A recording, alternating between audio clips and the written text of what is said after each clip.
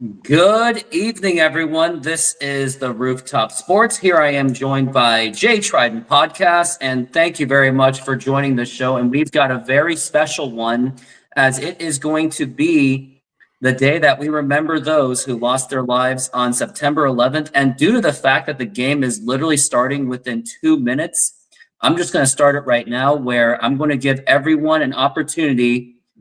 First, if you're wearing hats, take off your hats. And if you just happen to be sitting, please stand, or however you want to express. And we're going to have a moment of silence for those who lost their lives on September 11th, 2001, and also September 11th, 2012, with the whole Benghazi disaster in Libya. So we are going to do a quick moment of silence.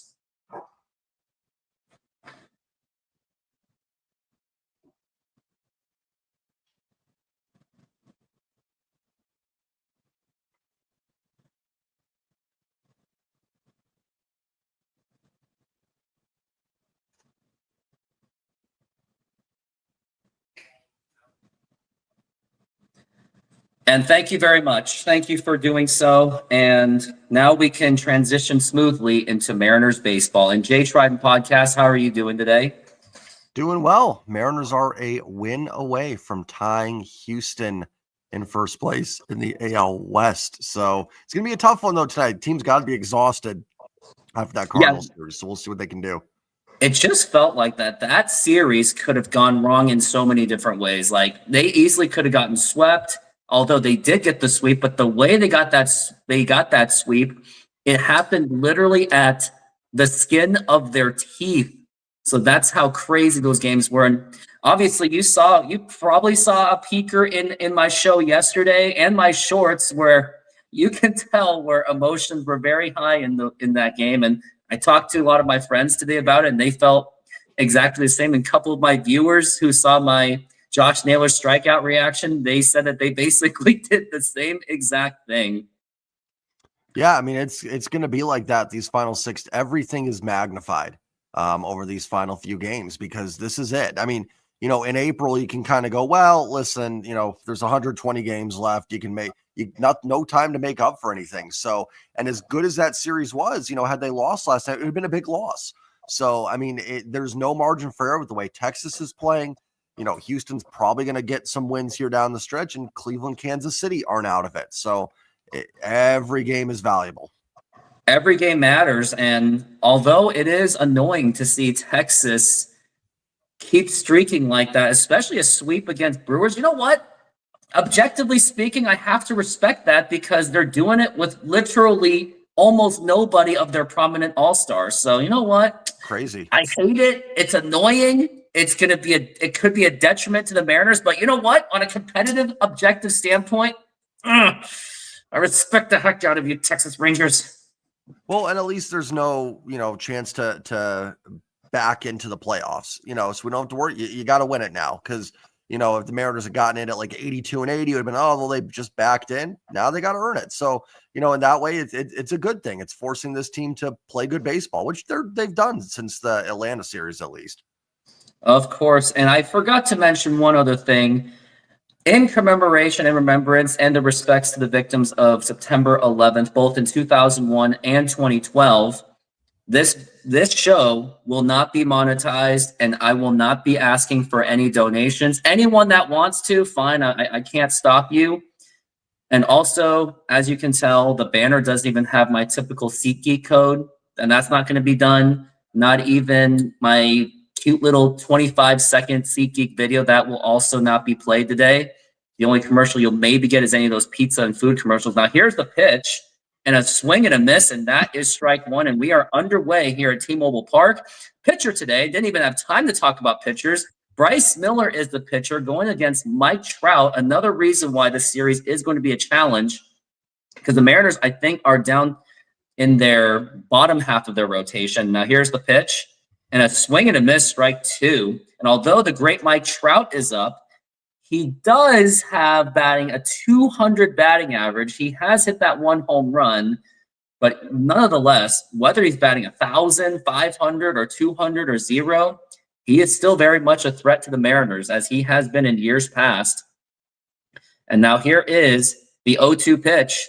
And now here's a fly ball drilled to right field. And that is going to be a foul ball. Woo! Definitely needed that to be fouled. And that is Luke Raley in right field, by the way. Man, didn't really need that heart attack moment. Yeah, well, not a great 0-2 pitch there. Don't like 0-2 pitches being 3 feet away from a home run. Yeah, that was like, and that felt like that pitch may have been hanging right in the middle. And now we're at 0-2 for Mike Trout. And yep, there's a happy fan out there. They got a Mike Trout baseball. Don't throw that away, as we're at 0-2. And now here is the pitch. Swing and a miss, strike 3. Good on Bryce Miller to get that strikeout. 96-mile-an-hour fastball is a little bit somewhat gutsy because it wasn't a straight ball. That could have been Mike Trout's hit, but the fastball got to him. And now we've got 1 out. And Bryce Miller does throw quite a bit of fastballs. And credit to Bryce Miller from the last game. He pitched very well in that game. And now it was against the Atlanta Braves. And we got Zach Neto up to the plate. 26 home runs, batting .257. And now here is the pitch. And that is a strike. Miller looks good early on. Yeah, Miller's looking good, but he's throwing quite a bit of fastballs. I've been trying to pay attention to that as I've been evolving into my YouTube channel. As we're at 0-1. And now here is the pitch. Swing and a miss, strike 2. See, I like that one. He challenged the dirt. That's the advice I was giving the Cardinals last night. Just keep pitching outside the strike zone, and they're going to fall for it because that's what it felt like. Like Josh Naylor, if he just stood there and he just froze, he could have walked in. Yeah, in hindsight, of course. Yeah, but you're right. Didn't get a pitch in the zone. As we're at 0, that's why I screamed. As we're at 0-2. Bryce Miller shaking his glove. And now here is the pitch. Low for a ball. And of course, and after this inning, I would definitely like to see what's the starting lineup for both teams and who are the pitchers, because I'm on a tablet, so I'm very limited on being able to do like a split screen thing. So it kind of stinks. I mean, look, I can't even put up the score. The pitch, low for a ball. Yeah, but Jose over the Soriano's on the bump for the Angels. That's right. But yeah, over the last 48 hours, despite my limitations of not being able to be at my traditional studio, I do appreciate everyone for their flexibility of willing to see me not in a cool microphone, cool camera. Now the pitch, swing and a miss, strike 3 and 97 right in the up, and that's going to be 2 outs, and that's the kind of fastball you like, challenging outside the strike zone. It looks like he is in the zone. Your picture looks great, honestly. It's like super clear. I mean, that's the tablet camera. The Samsung tablet will do that work almost as good as my actual 4K camera. As we're at Moncada. And now here is the pitch. And that is low for a ball, ball 1. Moncada is at 12 home runs, batting .243 with 34 RBIs. As we got the 1-0 count. And now here is the pitch. And a swing and a miss, and that is strike 1. Last 7 games, Moncada has been batting .450 with 4 RBIs. So he could be a threat today, could be a factor. As now we're at 0-1 or 1-1. And now the pitch. And now that's going to be popped up, and that should do it for this inning. And that should be Julio Rodriguez, and he makes the catch, and that is going to retire the side. Great 1-2-3 inning for the Mariners, and we'll be back. I mean, we're already here, but Jay Trident Podcast, who is on the lineup for the Mariners tonight? All right, leading off in left field is going to be Randy. Hey, Christian, what's up, man? Is Randy Arozarena. Batting second will be the catcher, Cal Raleigh. Batting third is the center fielder, Julio Rodriguez. Josh Naylor bats fourth. He's at first base. Jorge Polanco DHs tonight. He'll be batting fifth. Batting sixth is third baseman, Eugenio Suarez. Batting seventh in right field, Luke Raley. Batting eighth and playing second base, last night's hero, Leo Rivas. J.P. Crawford rounds out the 9, playing shortstop. And Bryce Miller on the bump with a really, really effective first inning. And kudos to Leo Rivas, because we all felt that home run literally just happened as it just popped out. Literally. Yeah, Like when that yeah, happened, good I was analogy. shocked. Like Josh, our Houston friend, he was so shocked that he spoiled it for me because he couldn't even hold it together. Yeah, of all the guys to win it, and that was yesterday was the game of the unsung heroes: Leo Rivas, Emerson Hancock, Luke Jackson, Jose Castillo. I mean, just it was the game Gabe of the unsung Spire, heroes. Gabe Yeah, Spire too, and the way he pitched, Caleb Ferguson. and when I saw Gabe Spire pitch last night, it just looked almost off because a lot of those two of those strikeouts he got were like very lucky. Like they were like the umpire.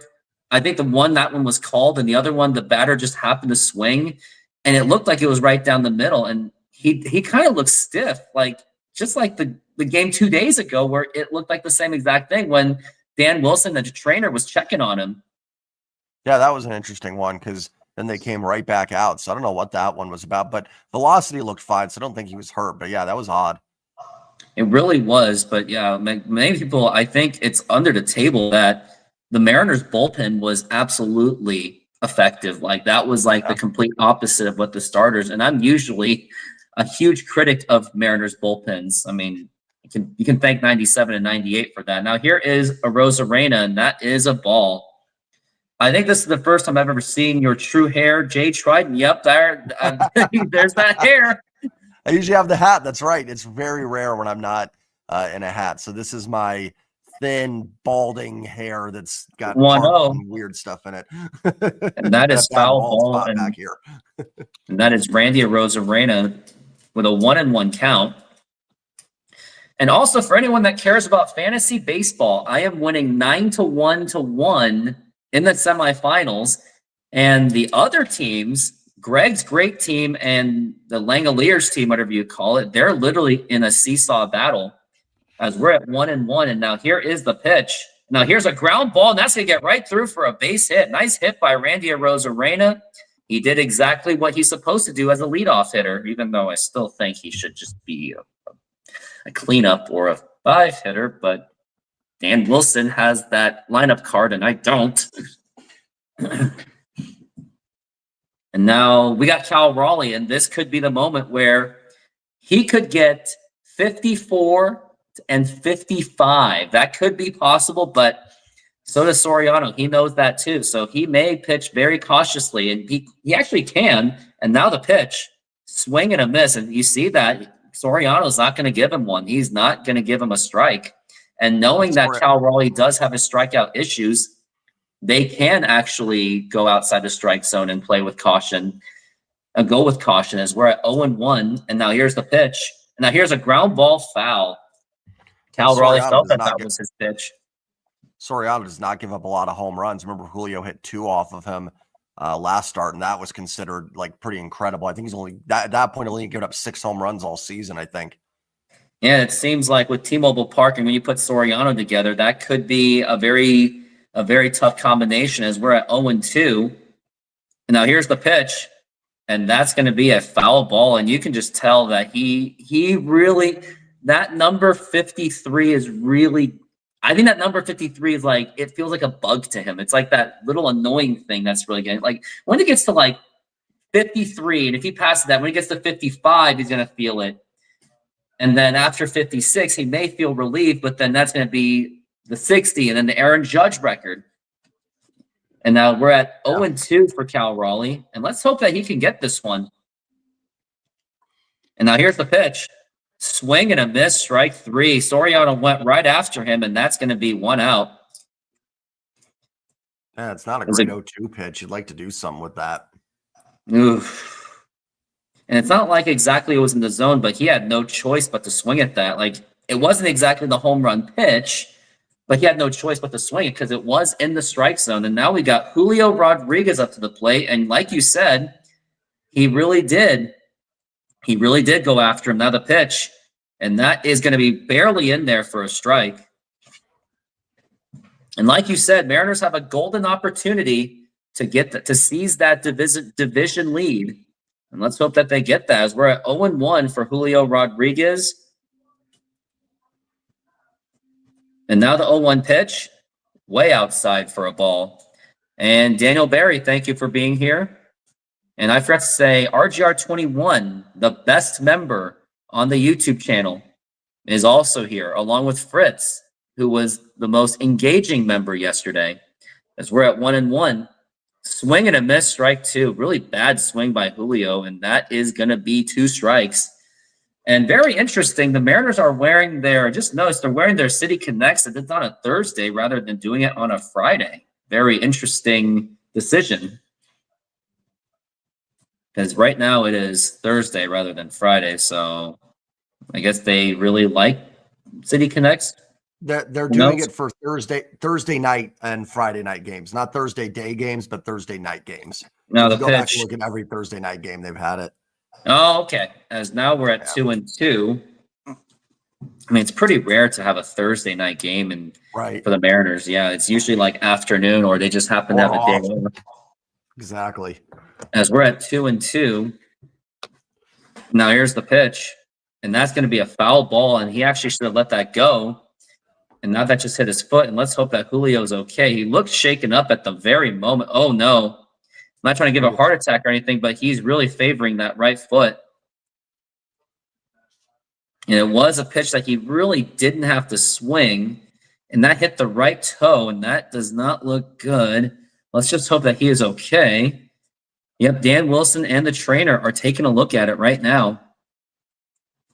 He's really holding on to that foot. And even if Julio's okay, it makes you wonder how much that's going to impact his speed. Cannot have this happen. No, not in a blush. Like it didn't just kind of like go off of the, like kind of a weird bay. It got him really good. I don't know. He was not putting hardly any weight on it. So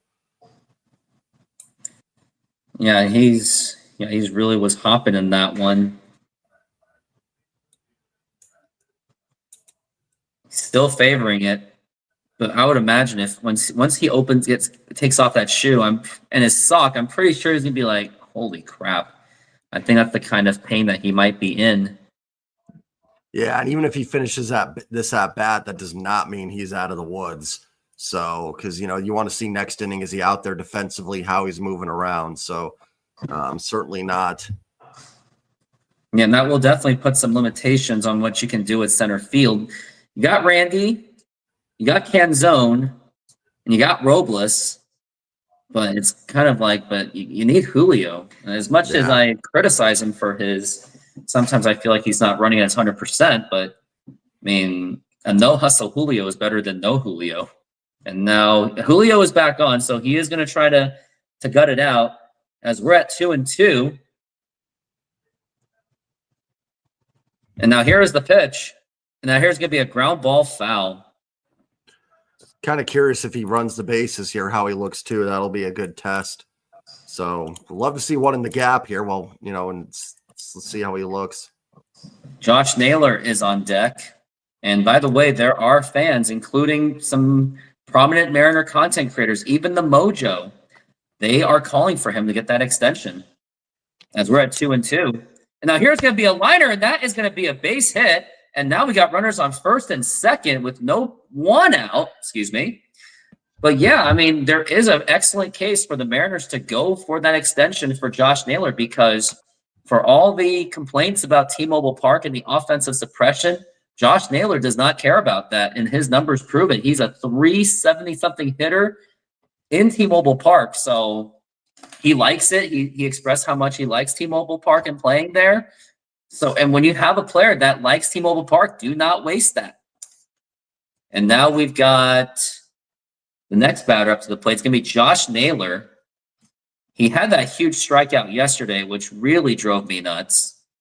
And I had that YouTube short where I was literally screaming in the top of my lungs. And now here's the pitch. Now here's going to be a ground ball. Could be a double play ball. No, it's going to be a glorified sacrifice bunt. And the runners move to second and third base. And that's a good indication that Julio might be okay, because he was able to hustle into second base effectively.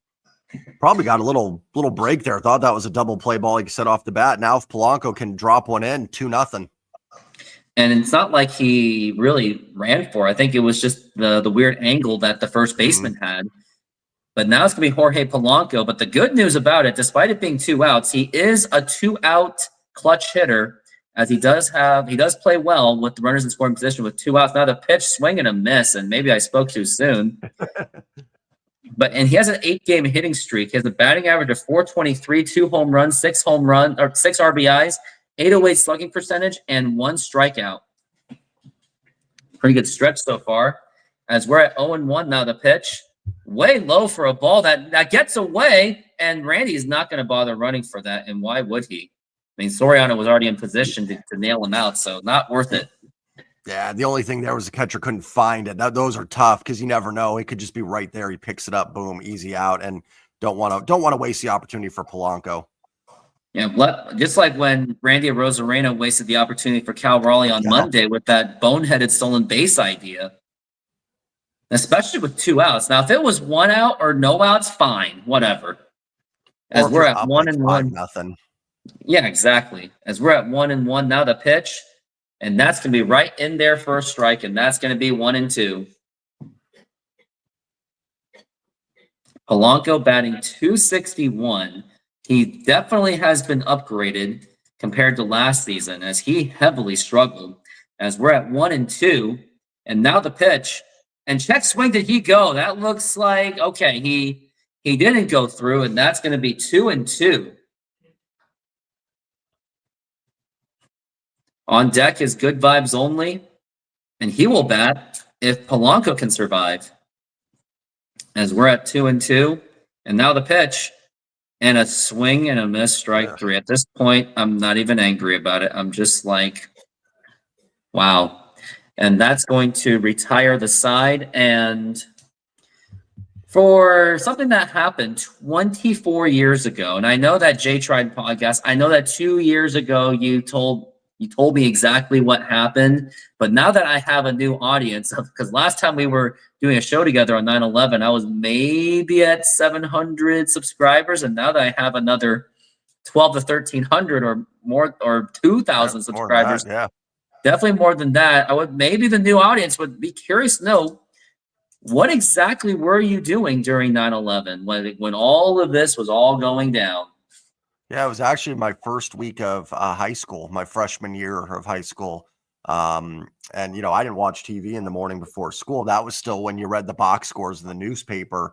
Not that obviously you had Sports Center and all that stuff, but I was probably eating my breakfast, and then my brother had called my dad and something, and everything gets lost in translation. So he's saying something. We're like, wait, something happened with an airport or something. So we turned on the news, and at that point, because I lived on the West Coast, at that point, I believe both planes had hit already, and it was just a very, very somber day. Went to school. Some teachers had the mentality of, hey, we're just going to do school normally. Especially with kids, you don't want to do too much. Other teachers put it on the news, on the TV.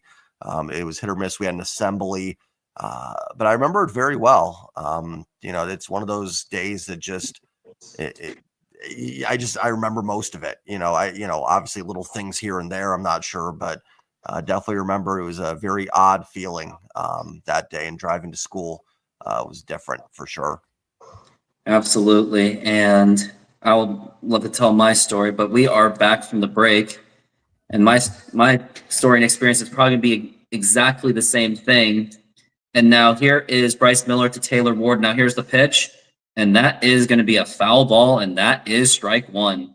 RGR says he was sitting in the living room with his mother watching TV before 5th grade, and I'm sure all of us were in the living room with our parents when it all happened, as we're at 0-1.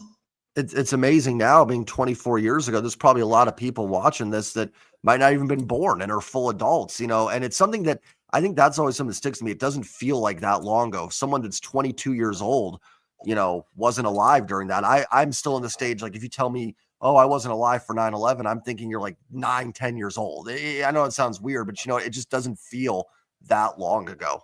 Time does fly as you get older, though. That's another thing too. Really does fly. Time is precious. So, and we're at 1-2 for Taylor Ward and Kevin Kirby. We're doing great. As we're at 1-2, and now here is the pitch, and that is going to be outside for a ball. And Kevin will always be known as the guy that always challenges me on things we agree or disagree on the Mariners. And Kevin Kirby, we're around the same age. And now here's the 2-2. And now here's going to be a ground ball. Nice stop by Josh Naylor. Toss over to Bryce Miller. And that is going to be 1 out. So nice, clean inning so far. For now. We never know when things can get ugly, especially with Anaheim. Like, the one downside of playing teams that are well below 500 and pretty much out of contention is it is unpredictable, especially in September, because what happens is rosters are expanded, new prospects are just ready to go and play. They're just happy to be there, nothing to lose mentality, and they do have a chance to put spoilers on teams like the Mariners. And we've got Taylor. Now here's the pitch, and that's going to be a foul ball. And yeah, we know that the Astros lost. And the Angels 1-4 is pretty good. Soriano's solid. Kikuchi's solid. So they're just good enough. You know, they're a team that's just good enough that if you have a couple missteps, I mean, what's their record? I think they're like 7-8 games under 500. They're not atrocious. Yeah. No, they're just not good, but they're not. They're also not. They're also not 2022 bad either. Exactly. Because that was really embarrassing. And 23 was also an embarrassment, as we're at 0-2 for Taylor. Now the pitch. That is up high for a ball. And by the way, this is Chris Taylor, the former Mariner.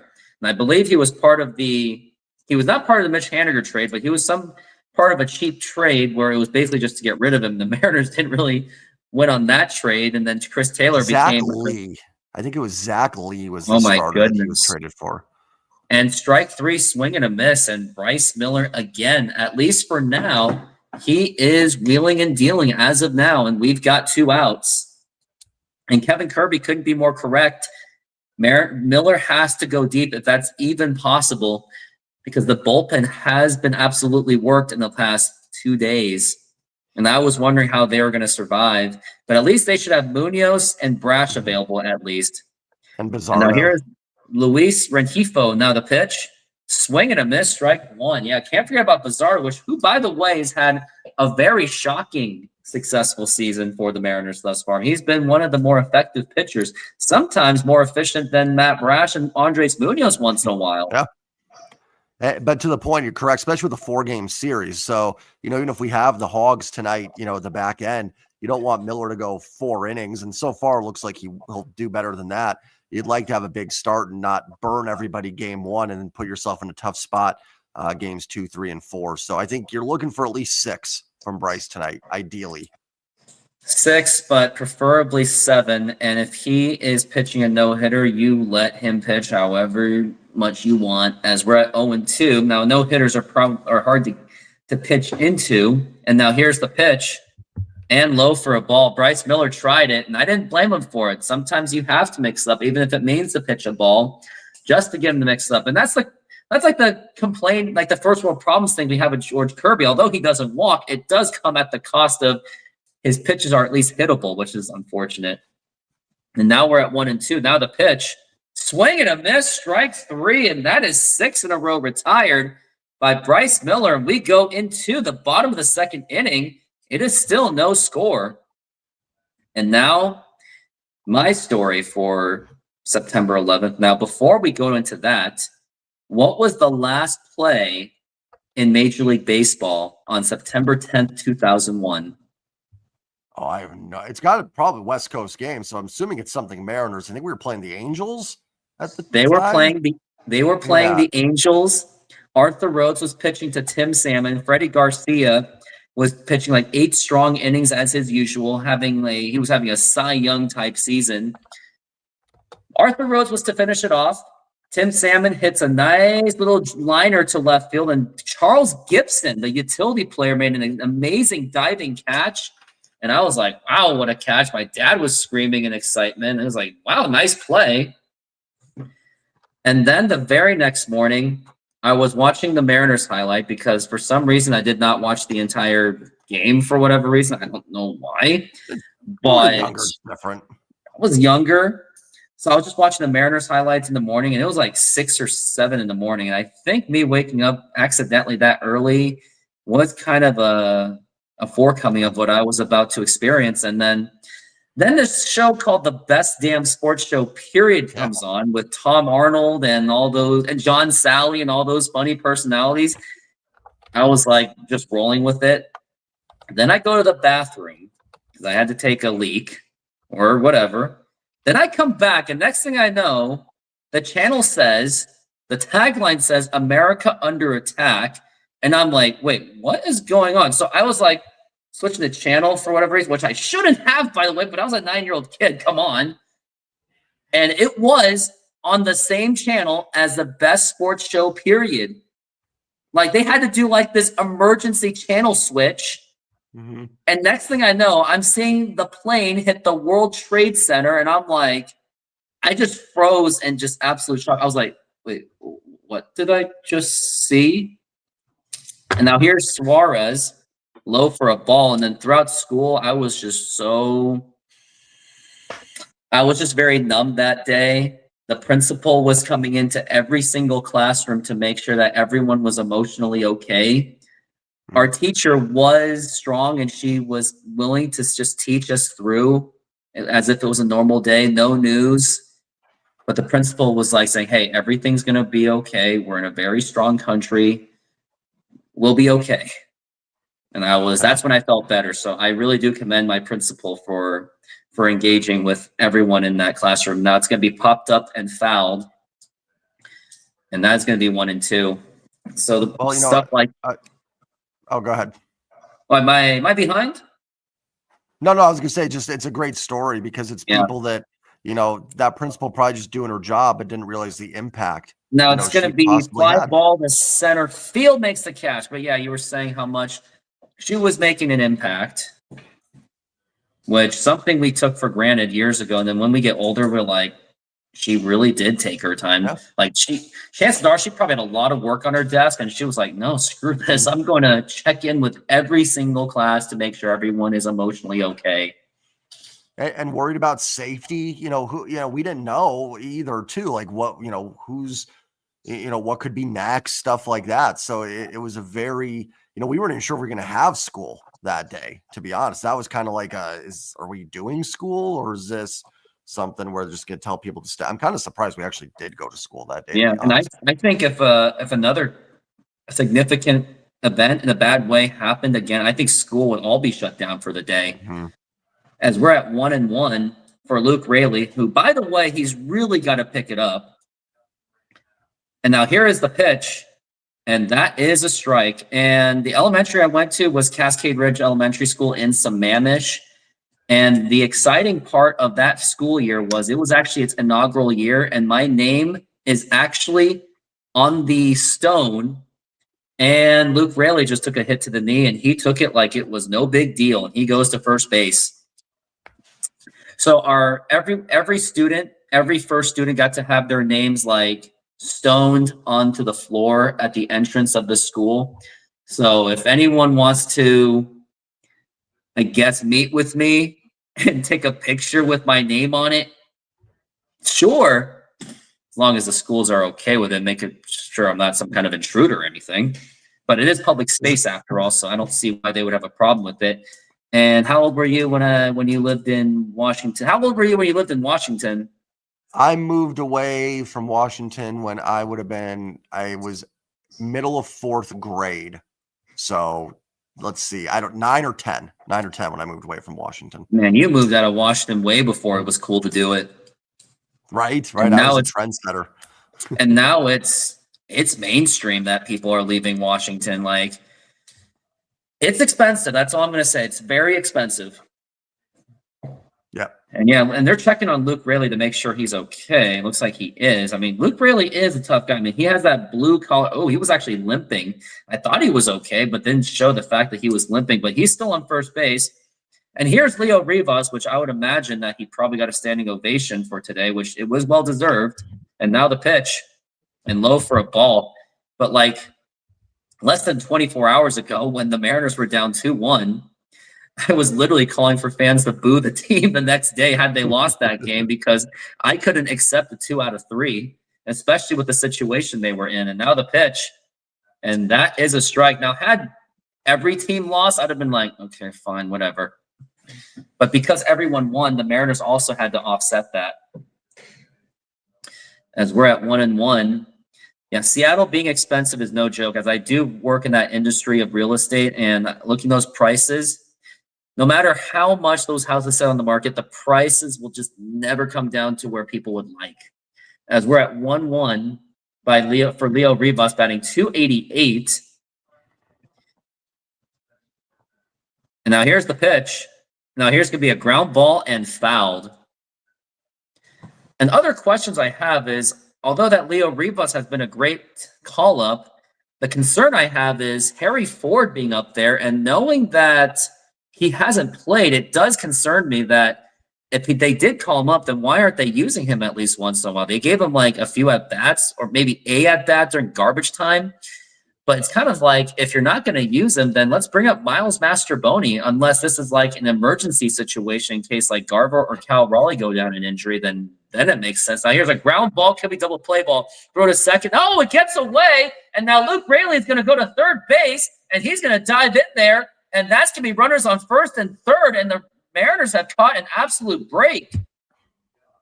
Yeah, huge break there. Well, we talked about it last inning. Remember, we said he didn't make that throw to Josh Naylor. That's why it's a tough throw coming across your body with the runner. I think it hit Luke Raley. So the Angels are clearly trying to get rid of Luke Raley here in this game. They've hit him twice.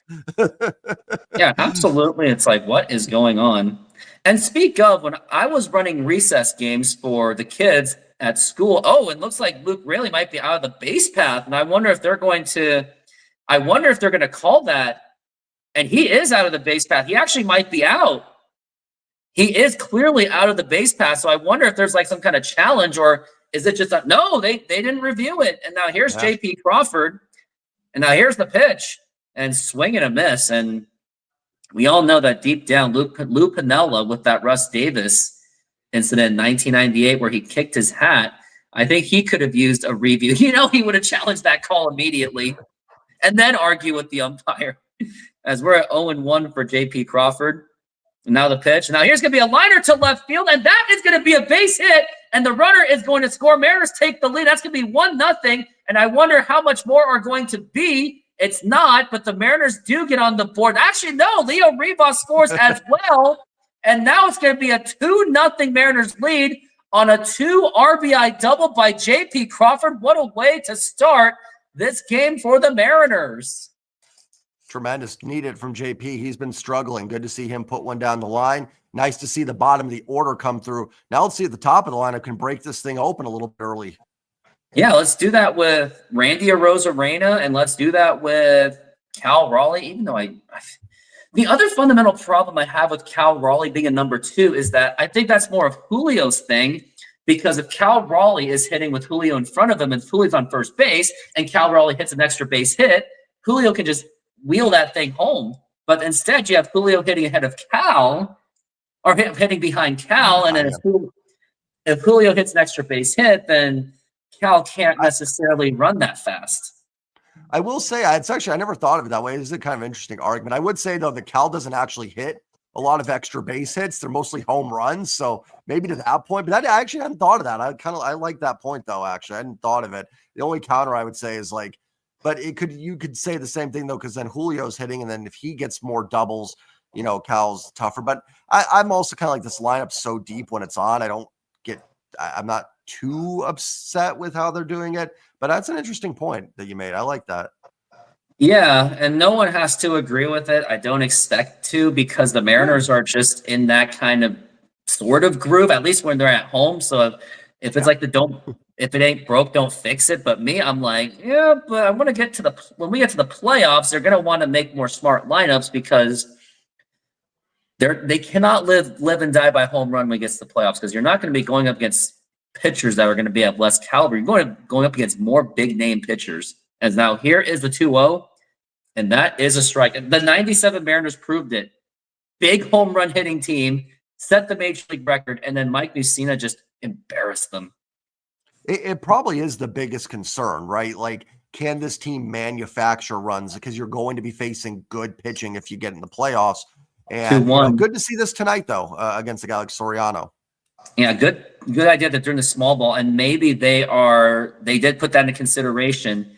The only thing I would have done is maybe change the lineup, but they're not going to change the lineup for just one pitcher. If they're going to set lineups, they're going to make it very, very consistent. As apparently changing the lineup too much just messes things. Now the pitch and a foul ball off of Randy Arozarena, 3-2. He had to swing at that one though, and look what we got.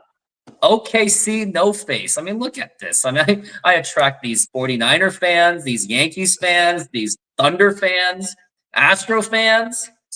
I have a very unique YouTube channel. We're at 3-2 for Rosarena.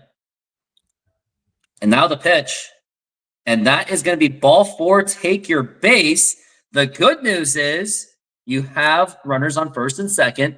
The bad news is double play is in picture. But with Cal Raleigh, you would think that he just strikes out or pops out because he is a live and die by home run. Yeah, Cal really doesn't hit into a lot of it. It's funny. You think he would, but he really doesn't hit into a lot of double plays because he hits so many fly balls. Everything's lifted. So it's going to be a Josh. double play now. He even admits he wants the Mariners to win. He's now a Mariners fan because he just wants his coaching staff fired for the Astros. And now here is Cal Raleigh, the pitch. And that is low for a ball. I mean, if I had a twisted thinking, I'd be like, hey, Mariners missed the playoffs, but it gets everyone fired. Yeah, sure. Whatever. But deep down, we all want to make the playoffs. We're the Mariners. We're like starving for it. No, don't tell Josh to be a Mariners fan. Don't do that. And now the pitch. It wouldn't feel authentic if he did that. It has to be under his own will. He can't just have it because it's forced. And let's just say I made that mistake before. I went to a different team from 17 to 19. Big mistake. I don't want to talk about the team it was, as we're at 2-0. And now the pitch. And that is outside for a ball. So, yeah, I did that. And it was the worst 2 years of my baseball life. Like, people would always say, why don't you just go cheer for a winning team? So I took people up on it, and I did it. And I was still watching Mariners highlights and nostalgia. And now we're at 3-0. And the pitch. Outside for ball 4. Of course they're not going to pitch to Cal Raleigh. Why don't you just do an intentional walk and not waste his arm? But whatever. And now we got Julio Rodriguez, and he doesn't have to hit a home run. He just has to hit it just anywhere. Now, if it was 2 outs, nah, just poke it somewhere. Let's just get the easy runs. Let's not get too cute. But if you hit the home run, if it's there, then yeah, go for it. I mean, sure. Now here's the pitch, and that is a strike. But that's the thing in softball. I don't know how I'm exactly going to hit. There are times I just want to hit on the ground. There's times that maybe I feel like I want to hit it somewhere far, but there's just no way of telling how you're going to hit, as we're at 0-1 for Rodriguez. And now the pitch. Now it's going to be a ground ball foul. Already 2 strikes right there. Yeah, OKC. Yeah, it was crazy. Yeah, Naylor being up would be quite useful, but we got to see if Julio can do it. Last Grand Slam was on May 19th. And now here is the pitch. Now here's a fly ball deep to left field, and that is going to drop in for a base hit. Runners are going to score. Here comes J.P. Crawford, and that's going to score in another run, and that's going to be a 4-0 Mariners lead on a 2-run, 1-out RBI double, 2 RBI doubles by Julio Rodriguez. And his foot looks good, so I feel better now. I saw your hand motion where you were like this, or you were like this. Couldn't hide it. You just couldn't help it. I couldn't. It's hard. It's hard to hide it. It's hard. It's funny. Look at Josh. He couldn't hide it. He knows. It's hard. It's hard to watch it and not. I was able to when I did the South Korea USA soccer match. Now I'm not saying that I'm better than everyone at watching, but. Okay, I am. Now here's Josh Naylor, and that is a strike. When Korea scored, I was like this. And then when he said it, I was like. And now we're at 0-1. T-Mobile being so dead, I don't know. It's a Thursday, I Yeah, guess. it does look a little emptier than I would think, Lifeless. but it does feel like a Friday though. Anytime I see the City Connects, my brain goes to Friday. So maybe it's just being Thursday. The funny thing was, I was actually offered to go to the Diamond Club today, and I actually declined because for several reasons. One, to do a show with you. Two, for just doing the honoring of 9/11. Without any of those components, I would have went. Now, if someone had offered me 300 level or like behind home plate, even if it's like, but if it's not Diamond Club, I would have declined even quicker. But this one, I actually pondered the decision as we got, man, Dan Wilson, the trainer's been busy today. Yeah, He's been this is seeing quite a bit of hitters today. A lot of foul balls off their feet. Or no, it's the way that Josh Naylor hit. He might have just hyperextended himself a little bit. and I don't love that the ump called them out right. Oh no, the ump was calling for the ball boy. Okay. I didn't like that the ump signaled right away. That made me think something popped or something and he heard it, but he was calling for the ball boy. Naylor's staying in there. That's a good sign. Yeah. It says, nah, Roof, you should relive your crash out from last night. I know what he's talking about. I know what he's talking about. He's talking about my meltdown after Josh Naylor struck out. As we're at 0-2 now, the pitch. And now here's going to be a fly ball to left center field. I don't think that's going to be enough. He makes the catch, tagging, but no, I wouldn't do that.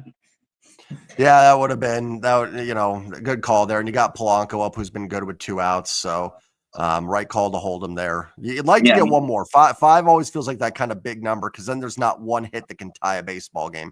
So man, another base hit here would really open this one up. Well, actually, I think maybe 10 might be even safer because the Mariners have had an 8-0 lead before. We've seen it. A 7-0 lead against the Chicago Cubs in 23 and a 8-0 lead against Kansas City in 24, and they lost both of them. And you never know. Won, you never know. And here's the pitch.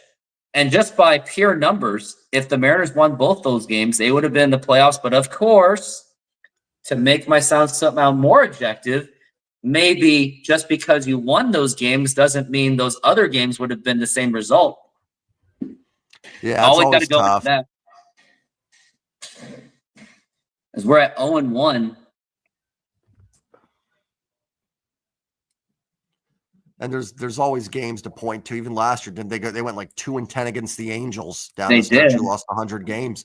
Win 2 more of those. 4-8's terrible, but you would have gotten in. So there's always going to be those sets. There's like a lot of things you got to point at. Like you just can't point to just one game. Now, sure, we might say, "Oh, I will remember this game when they missed the playoffs by one." Yeah, but then there's also like, well, what about that stretch, or what about that stretch, or what about that certain game?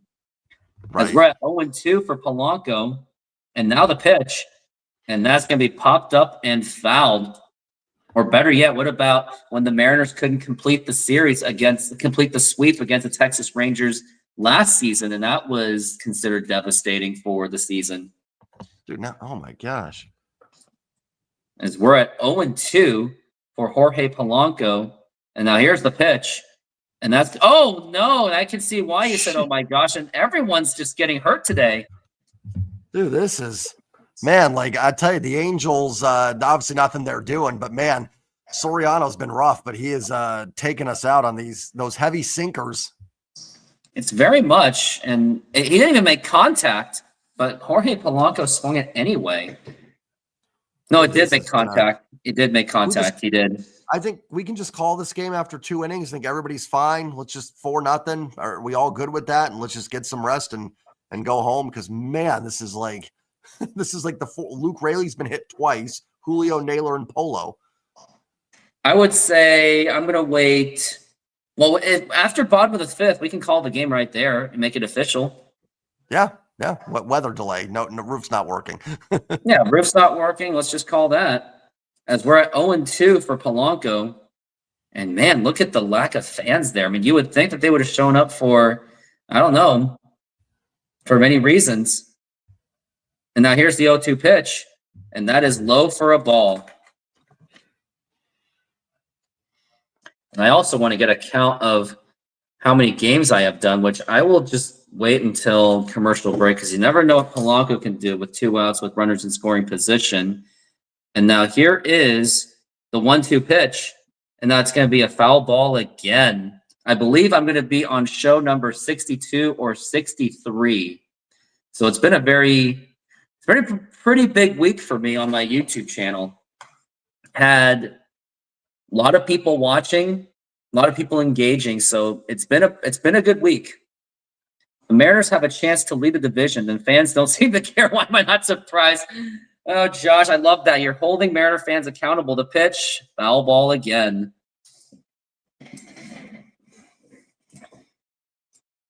Yeah, definitely does. I'm a little surprised it's not bigger crowd. Not gonna lie. RGR 21 went to Central Washington University, got his master's at Texas A&M, but he only did it online, so he didn't really have an emotional investment with A&M. Usually for anyone that goes and gets their master's degree, they don't even think about their sports or anything. They just think about just getting that degree because it's very intensive. And now we're at 1-2, and now the pitch. And the foul ball again off the leg again. This is hangs one good at bat here. Hang one, see if Polo can put it out of the ballpark. Hang one of those splitters, knock it out of here. Yeah, Mariners have really just got to break this open and just get it over with. So that way, at least maybe the bullpen could feel a little bit easy because they have not had an easy last 3 games. And now the 1-2 pitch, and that's going to be 2-2 as that was outside for a ball. My feelings on college football, I don't really have much of an investment. I don't really think about it as we're at 2-2. And now the pitch. And swing and a miss at the dirt for strike 3, and that's going to retire the side. But the good news is the Mariners do get 4 runs in there, and now they take a 4-0 lead. Very good inning for the Mariners. Great inning. And Soriano's got to be close to the end of his rope here as well, pitch count-wise. So you're going to get into the Angels' bullpen early and hopefully wear that down for the rest of the series. So very productive. It's funny, you're talking about having a lot of Niners people from that game. Man, the Niners, I mean, they won the game against the Seahawks, but at what cost? Kittle, Purdy. I think there's other injuries. They sold it for that win. I'm not saying they didn't deserve it. They did, but man, they are beat up.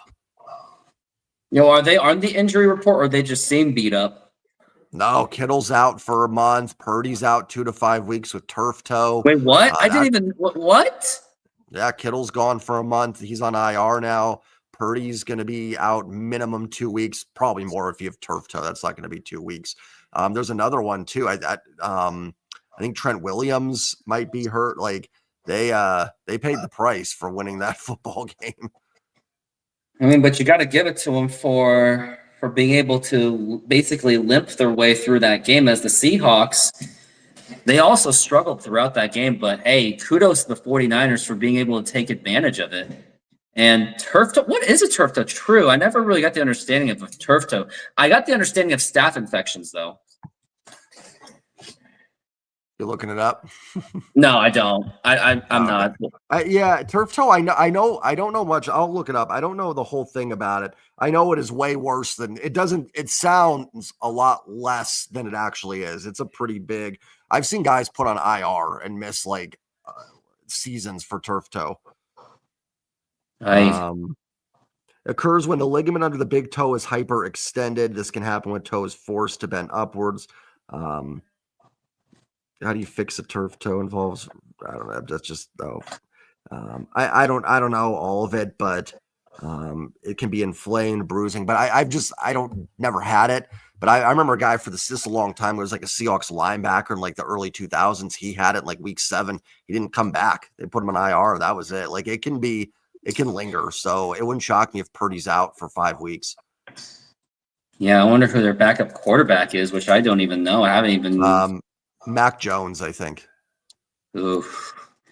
I mean, with the system that San Francisco 49ers run in a very good system, you never want to count them out, though, either way. No, and the division I don't think is great either. So, and that's going to be a strike. Oh yeah, Tariq Woolen was just absolutely burned throughout that game.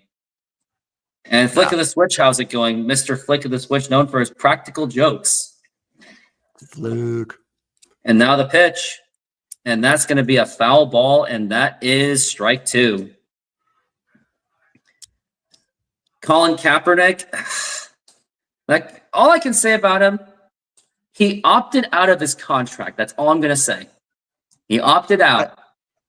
I don't even think Purdy burned Reek Woolen. I think Reek Woolen burned Reek Woolen. I mean, I think Now he the could have had pitch. 2 interceptions on that last drive. I think that was more The Reek just interception was to Love, and I think it was to somebody else. No, that last drive. I thought both the throw to Pearsall on the sideline could have been picked, and the one in the end zone could have been picked. That's By my Woolen. thoughts on it. If you want to know what's my thoughts on it, it gives me Oregon Duck vibes. I like them. Yeah. I don't hate them, but they do. They're mad. They look like Oregon Duck jerseys for sure. But No, I'm not it a doesn't Oregon work or with me. UW, And so it doesn't matter. And I don't even like UW, but it's like, but we're not Oregon. We're Washington. Well, Kevin thinks they're sick though. So I mean, then again, Kevin and I, we don't even really agree much on anything. So whatever.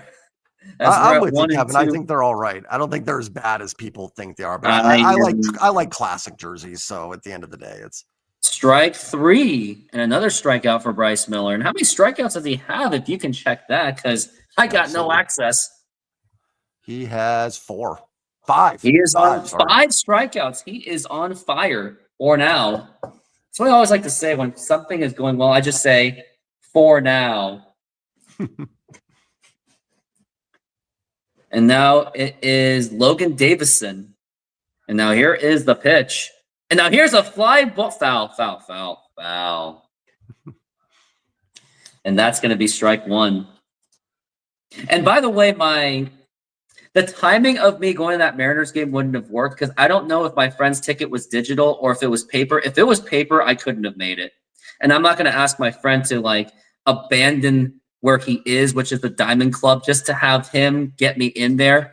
I don't think that was fair to him. I want him to, I told him, like, please experience everything you can at the Diamond Club. I've done it before. I would totally do it again if it was for free.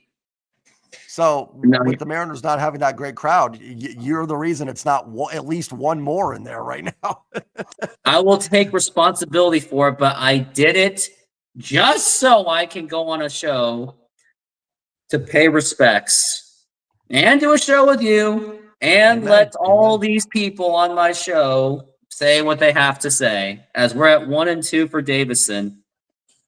And I'm kind of lazy to drive to Seattle too. Saw Flick's comment. And now the 1-2 outside for a ball. I am doing this at my old house. That's all I'm going to say. I'm not going to give you the location. So I'm at a different location. I'm at a location where it's much closer to my work is. I just didn't have time to get home on time. So that's where I'm at. That's the situation. As we're at 2 and 2, and now the pitch. Now here's going to be a ground ball foul. Loving RGR's comment. Hey, come on. I'm a sensitive guy about things. I mean, yeah, people are really going to find and add my house through that. And now we're at 2 and 2 for Davison. Kevin Kirby, I would never underestimate the enemy. Ooh, inside. It looks like Bryce Miller's trying to get a little bit cute. At this point, I'm kind of like throw strikes, but then there's also that be careful what you wish for. 36 pitches in for Bryce Miller. Is having a really good game so far. Yeah, you can see the window. Not exactly my exact ideal studio. Now the 3-2 pitch.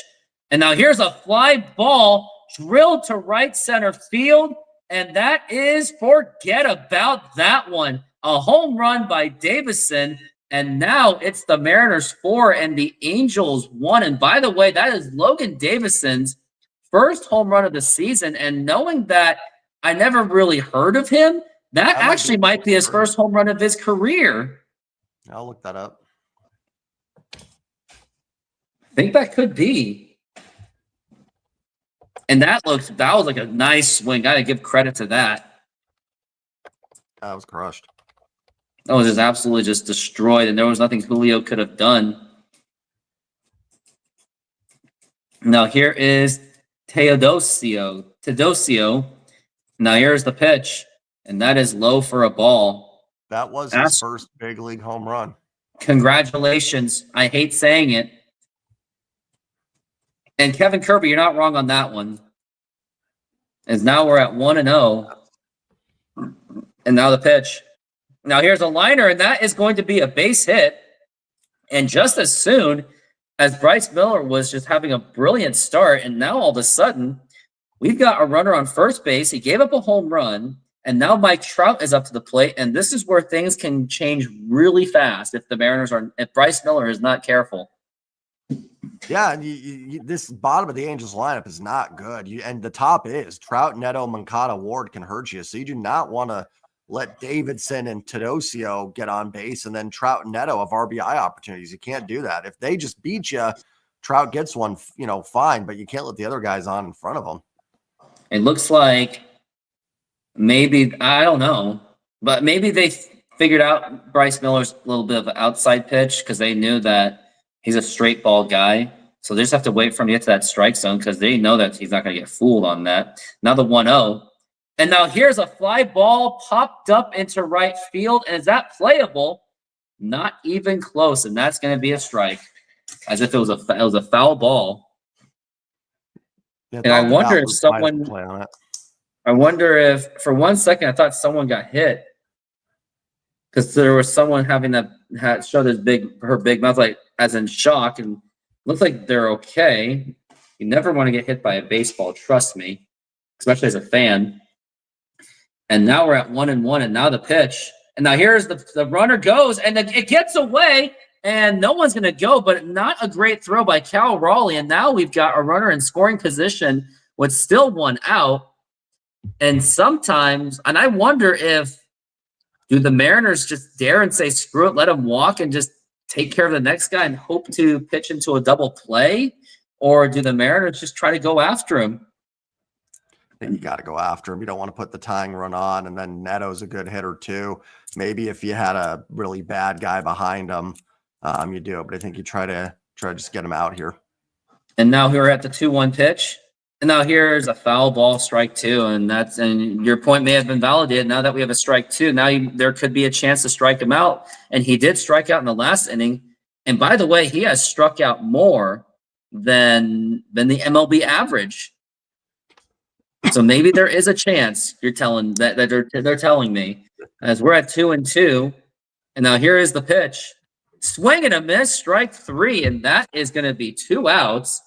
And just by one at bat, it does make a difference because that means we do have 2 outs. It was a beautiful pitch by Bryce Miller.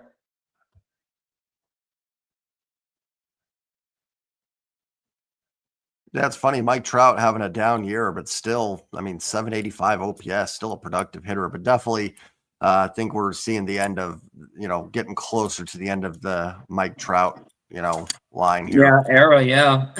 Yeah.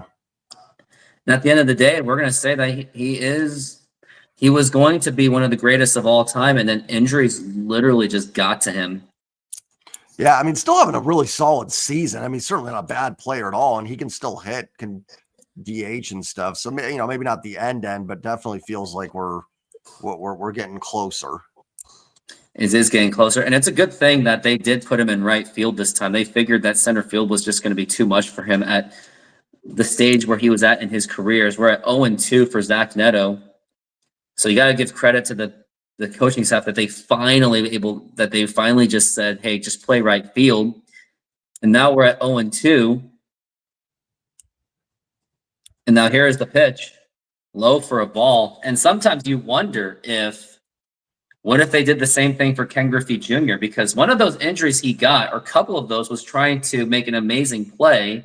One of them was trying to rob Barry Bonds' home run. The other one was just some diving catch that just did not work out. So maybe if he played right field a little bit more, could have had more longevity. And swing and a miss, strike three. And after giving up a home run and a hit, Bryce Miller rebounds and gets 2 more strikeouts. That's got to be strikeout like number 7. Yeah, Bryce looks really good. 3 innings, 2 hits, no walks, 7 Ks. Man, I'll tell you, because with the trade deadline and everything, I thought about maybe do they need another starting pitcher? They were banking on Bryce Miller. I wasn't sure about that. I was kind of like, I don't know. He doesn't look great. But even in that Phillies start, in that series, he had the best start of any of the Mariners starters. Pitched well against Cleveland, Atlanta, and still time to go here, but looking really good here. So very, very encouraging and huge for the Mariners. And truthfully, they do get in the playoffs. I mean, I think it's Wu and Gilbert for sure. I don't know who's pitching the other game. And T-Mobile, probably Castillo. But on the road, I mean, if this is the Bryce Miller you're getting, maybe it's Bryce Miller. It's what we absolutely need going into, if at least they have a chance to go to the playoffs. They do, but once it gets closer, we got to see where they're going to be at. Can you imagine the numbers if he would have stayed healthy for the most part? All I can say is if this is about Ken Griffey Jr. or Mike Trout, for Ken Griffey Jr., if he had just had a better diet, he could have been one of the greatest of all time.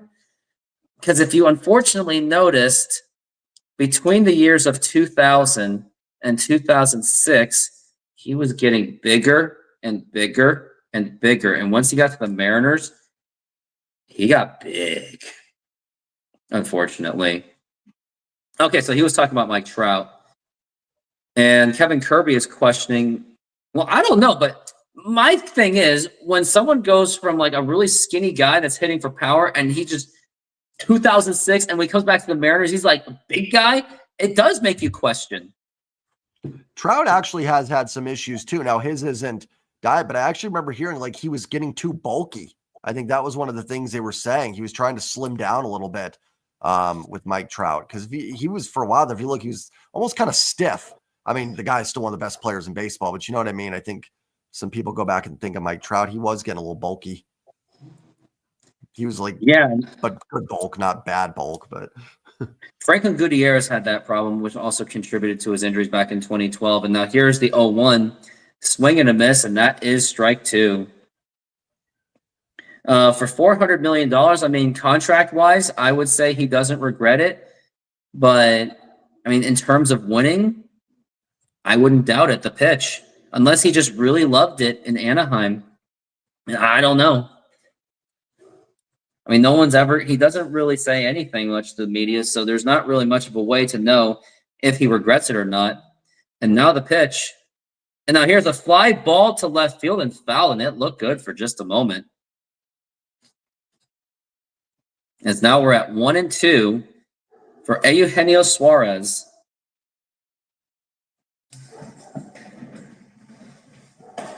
Yeah, none of us has really heard of Franklin Gutierrez's name in a very long time. As now we're at 1-2 for Eugenio Suarez. And now here's the pitch. And that is inside for a ball. In my opinion about Ohtani signing with the Angels over the Mariners, I think that was just a little bit more of the Mariners just fumbled the whole thing. They kind of failed. If you put them in poker to get Ohtani, they would have lost it. They were showing all their cards. And now the 2-2. And that's going to be a foul ball. As we are at 2-2 on Eugenio Suarez.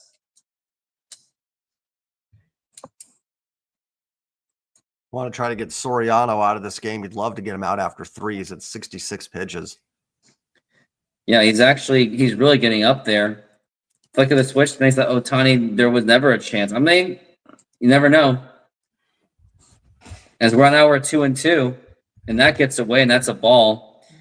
But it is also possible that maybe, what if Iwakuma, who was one of the victims of Kevin Mather's statements of the whole "I'm tired of paying for his interpreter," what if he whispered in Shohei Ohtani's ears going, "Hey, I mean, that Kevin Mather guy is kind of mean to my interpreter, so consider your decision coming here." Now the pitch. Now here's a fly ball. No, the pop, more like a little blooper, and that's going to be 1 out. I think Flick, I think they're talking about when he signed with the Angels originally, because he said wanted to win a World Series. I think you're thinking of the Dodgers signing. I think everyone's talking about when it was Angels and Mariners, right? Angels. 2016. Yeah. Now Dodgers was more understandable. Like those years of losing in Anaheim, of course he wants to win. That's why he didn't choose the Mariners, and the Mariners didn't really make it. But I'm with Blake. He was never coming here 2 years ago. That was not happening. But yeah, in 16, 17, I guess. I wasn't following it as much, but I guess there was a chance. I don't know. Now we're at 0-1 for Luke Raley, and now here's the pitch. Swing and a miss, strike 2. But yeah, here's factors like Los Angeles has not only the largest Japanese American market there, and now the pitch, and now here is going to be a ground ball right to the shortstop, throw to first, and that's going to be in time. That's going to be 2 outs. Not only that, but also the Dodgers are hugely a winning baseball team, so it's like he would be insane not to go to the Dodgers. I mean, go to the should take him to the Diamond Club. Hey, Shohei, listen. Come on over to the Diamond Club. We're going to show you a good time. You can bet on all the games you want to bet on. Shoulda, coulda, woulda. I wonder what's the cost of living in LA to Seattle. I can tell you that it's not good. I think they say the Seattle prices might be higher than LA, but it really depends where you are. Yeah, it's just LA is such a broad, it's hard to say. There are some areas that are, a little decent in certain spots in Southern California, but for the most part, it's about the same. I would think. I don't know. I don't live in either one, so. I mean, the one advantage that Washington State has, if they don't do the income tax, but Washington also has a bunch of sneaky taxes that most of us may not even be aware of. And now we're at the 2-0. Now the pitch, and that is going to be a strike, and that was right on the inside corner. Yeah, Dave Valley. It's good to see Dave Valley's face again. I remember when he was a bit younger, he had a lot more energy back then. Now the 2-1 pitch.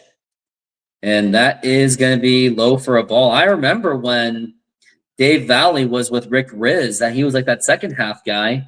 Let's not forget Hendu, Dave Henderson. He always smiled when he was like doing the game. That's what I really liked about him. And now the 3-1 pitch. Now here's a fly ball to right field. No. And that's going to retire the side. And we are going to go into the top of the 4th. And regarding Mike Blowers, I heard that he just quit due to health reasons, but I think we may never get like a full honest answer on that one.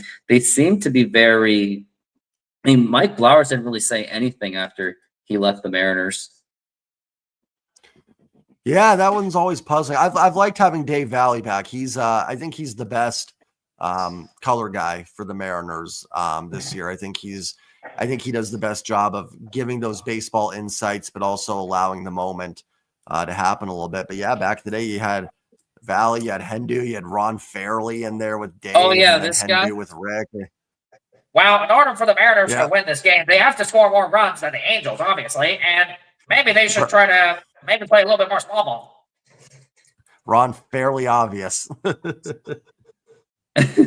But you gotta love his energy. He had a lot of energy when he was covering the games. I know that it may have drove people nuts at the time, but now when it's all said and done, maybe some of us want to go on the YouTube and say, what did Ron Fairley really sound like in retrospect? Yeah, it's tough. It's funny. You remember those guys at the time, like, man, this guy isn't good. But then I look back, I'm like, I kind of miss those guys. The key to winning the game is scoring more runs than the opponent. You know what, though? He's right. It is. At the end of the day, you gotta score more runs. So he is correct. Hey, it's the presentation I know. Was what made it funny. It would always be set up as this like big thing, and it's like, okay, you essentially just said score more runs. But I remember one but time it is a correct thing. He tried to say the dimensions were similar to Safeco Field with Pac-Bell Park for the Giants. I don't even know. Are they? Are they not? I don't even know. I don't even know, but that's what he said. And I was like, oh, I didn't even think of so. that. Because no, that's not. Because T-Mobile's right field is the kind of their home run porch, and Pac-Bell or whatever it is now, that's like Triples Alley. It's hard to get one out of there. So I don't think they're even close to similar. But I don't know for sure. So don't quote me. And now here is Bryce Miller as we're back from the break. Here's Moncada, the pitch, and that is going to be a strike. And now we're at 0-1, and we're in the top of the 4th inning. And this game has been smooth so far, with the exception of the last inning. As now we're at 0-1, and now here is the pitch. And now here's going to be a line drive, and that's going to be a base hit. Kevin Kirby says, I wonder why the NFL doesn't have their own sports network and why national TV pays. That's all I'm going to say. Yeah, and it's once a week, so you can do it. You can send the announcers out there for it. They do have radio, their own radio guys, but yeah, like Rooftop said, national, it pays. It's more lucrative, and it's once a week, so you can do it and have your crews out there. Sometimes I do like the more objective ones, sometimes more than the homer ones. So at least get the other side of the perspective much more effectively, which is what I try to do best for this channel is, sure, I'm already a homer, but I at least try to be fair with the other team. As now we're at 1-0 for Taylor Ward. And now here is the pitch. And that is going to be up high for a ball. RGR 21. Yeah, that's all I'm going to say. And I'm not even going to show what you're saying. Everyone can say it in the comments anyway. As we're at 2-0 for Taylor Ward. And now here is the pitch. Now here's going to be a liner, and that is going to be a base hit going into the left field corner. And that actually could score in the run. And they're going into second base and third base with nobody out, with Taylor up, Chris Taylor. Now Chris Taylor hasn't had a good season, so maybe maybe that could have been Chris Taylor. No, that was Taylor Ward. So that was Taylor Ward, and I think you just pitched to Chris Taylor knowing that he's not had a good season so far. Now, if it was Dodgers Chris Taylor, I would consider walking him. Especially with runners on second and third. And it's almost like I felt like I jinxed it by saying Bryce Miller was pitching very well. And now the Angels seem like they just figured him out. Yeah, it looks like a little velocity drop. That first pitch there is 94. That's a little concerning. And now here's Chris Taylor. And now the pitch. And a swing and a miss. And that is strike one. Chris Taylor batting 196. So that kind of is why you don't give him the base. I think MLB playoffs, it should be a home announcer as option along with national televised. Interesting idea. And now we're at 0-1. And now here is the pitch. And that's going to be popped up. No, that's going to be a scoreable run right there. Julio Rodriguez there makes the catch and tagging at third. And now it's a 2-run ball game and got a runner at third base as well. So a third run is absolutely in play. So this is why, remember we were in that when Jorge Polanco was hitting with two men on, we were like, we really need more runs out of that. Yeah, Mayor's offense going to have to add on here. Angels close to making it 4-3. And Flick, I wouldn't say you jinxed it. I mean, Taylor did make an out. It just happened to be a runner at third. So the 196 average, it technically went down with that at-bat. So it did. No, I thought the batting average stays if it's sacrificed. Oh, you're right. You're right. For a sac fly, it does. It's basically I still want Flick to think he jinxed it, though. Basically an RBI walk with an anti-walk with an out. Taylor was that era of can't miss prospects. Taylor, Montero, Nick Franklin, Brad Miller. Justin that was Smoke. Actually. And then when you look at their numbers, they're like, oh, we were excited about that. And now that's going to be popped up into left field foul. Like I looked at Nick Franklin's numbers in his rookie year when he had 12 home runs. His on base percentage didn't even crack 300. No wonder they went out and got Robinson Cano. Yeah. And flick of the switch said he'll check back in a bit. And thank you for being here. Yeah, 3 fastballs in a row at 94 miles an hour. So that's something to at least watch, especially when the velocity is going down. So it's making it a little bit easier for the hitters to make contact as we're at 0-2 for Rengifo. And now here is the pitch. Way inside for a ball, and that's going to be 1-2. Dustin Ackley, he was another exciting prospect. Yep. I also really liked did really well. I also really liked Mike Carp. You said Justin Smoke, Michael Pineda. That was supposed to be Jax V's big project that was starting in 2019 for Jerry Dipoto, and it was supposed to get there, but it never materialized, unfortunately. Yeah, and now the 1-2 pitch guys really. That is outside for a ball. No, they never panned out. which is the sad Pineda part. did a little bit, I guess. Pineda's probably the best one of that group. Taiwan Walker was supposed to work out well. James Paxton actually did work out, but then injuries got him. And now we're at 2-2. And now the pitch. And now that's going to be a fly ball foul. Yeah, Bucky Jacobson, he was a late bloomer from the minor league system. And then a terrible injury pretty much just ended his career. Zunino, yeah, he kind of panned out. But Yeah, then Zunino panned out. Danny Hultzen should have worked out. Yeah. I would say Zunino panned out. Like, probably maybe not what a number 2-2. 3 overall pick, but like Foul ball. I would say Zunino with how long his career was. I'd call that a win. I think Zunino's a win.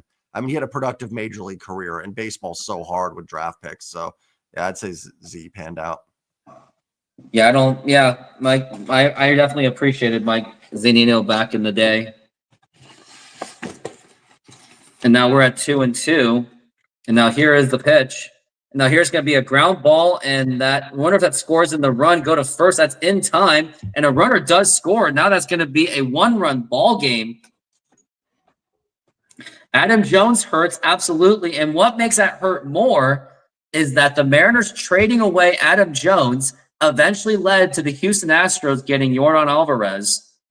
So more reasons to hate that Eric Bedard trade. And I did make that very clever video, which literally started my whole channel. That's how Josh and I met.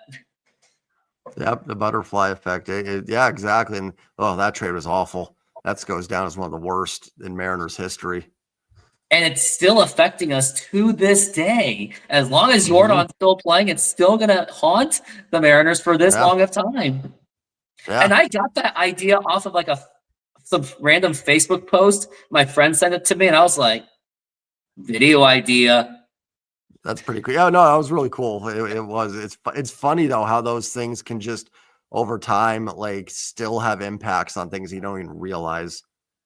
All it takes is that one transaction, or sometimes if you want to get cute, it takes that one moment that's outside of baseball that led to something very unusual. Now the 1-1, like there was this video saying that how Jeff Kent randomly washing a car led to Nelson Cruz going to like the Rangers or something. Yeah, because someone did something with it, and then that carried over to that, and then it's wild. We got 2-1 now the pitch, and that's going to be a foul ball. Jason Varitek, yep, the Mariners traded him and Derek Lowe for Heathcliff Slocum. Jason Varitek was a first-round pick, but the rationale was at the time Dan Wilson already had the catcher position, so there wasn't really room for Varitek. And for a first-round pick, he's not going to want to settle to be a backup catcher. And swing and a miss, strike 3. 8 strikeouts for Bryce Miller, but boy, he struggled in that inning, and the Mariners have better score next inning to make up for it. Yeah, offense going to have to add on. Even when they had 4-0, it felt like maybe you need 5 or 6. So Mariners can get a run here in the 4th. That would be huge. Give himself a little wiggle room. Good news is you should have, Bizzardo, Munoz, Brash. So if you can just, get to those innings. But yeah, definitely want to add. But even then, even as much as we love Matt Brash, fan favorite, Andres Munoz, another fan favorite, they're also very erratic. Yeah, nothing's a guarantee. And that's why you want that separation, right? Because 1-run lead, even a walk and a bloop can happen. And then you've got first and third, nobody out. You can get a 2-3 run lead. At least you've got a little wiggle room for those things. So hopefully the offense can put up a run here, and then hopefully Soriano's out soon. That could happen. That's a good point. It might just happen, which is why the Mariners have got to maximize his value and see what they can really get out of him and not use him to get like some bullpen pitcher. And I really thought Harry Ford was going to be in that package for Suarez. And wow, good thing the Mariners were able to negotiate to just giving up Tyler Locklear, which, by the way, he has struggled in Arizona. He's hurt. I think he's out for the year too. Oh my gosh. And that's something you don't want to see. The trade that will always hurt, the David Arias trade, that was for Dave Hollins in 1996 because Russ Davis broke his leg.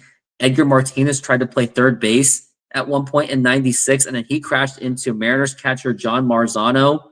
And would you like to guess what John Marzano is most famous for? Or anyone in the chat box? Yeah, someone in chat can go for it. I'm not sure. You guys have like 5 seconds, or else I'm going to just answer it myself because I already know it.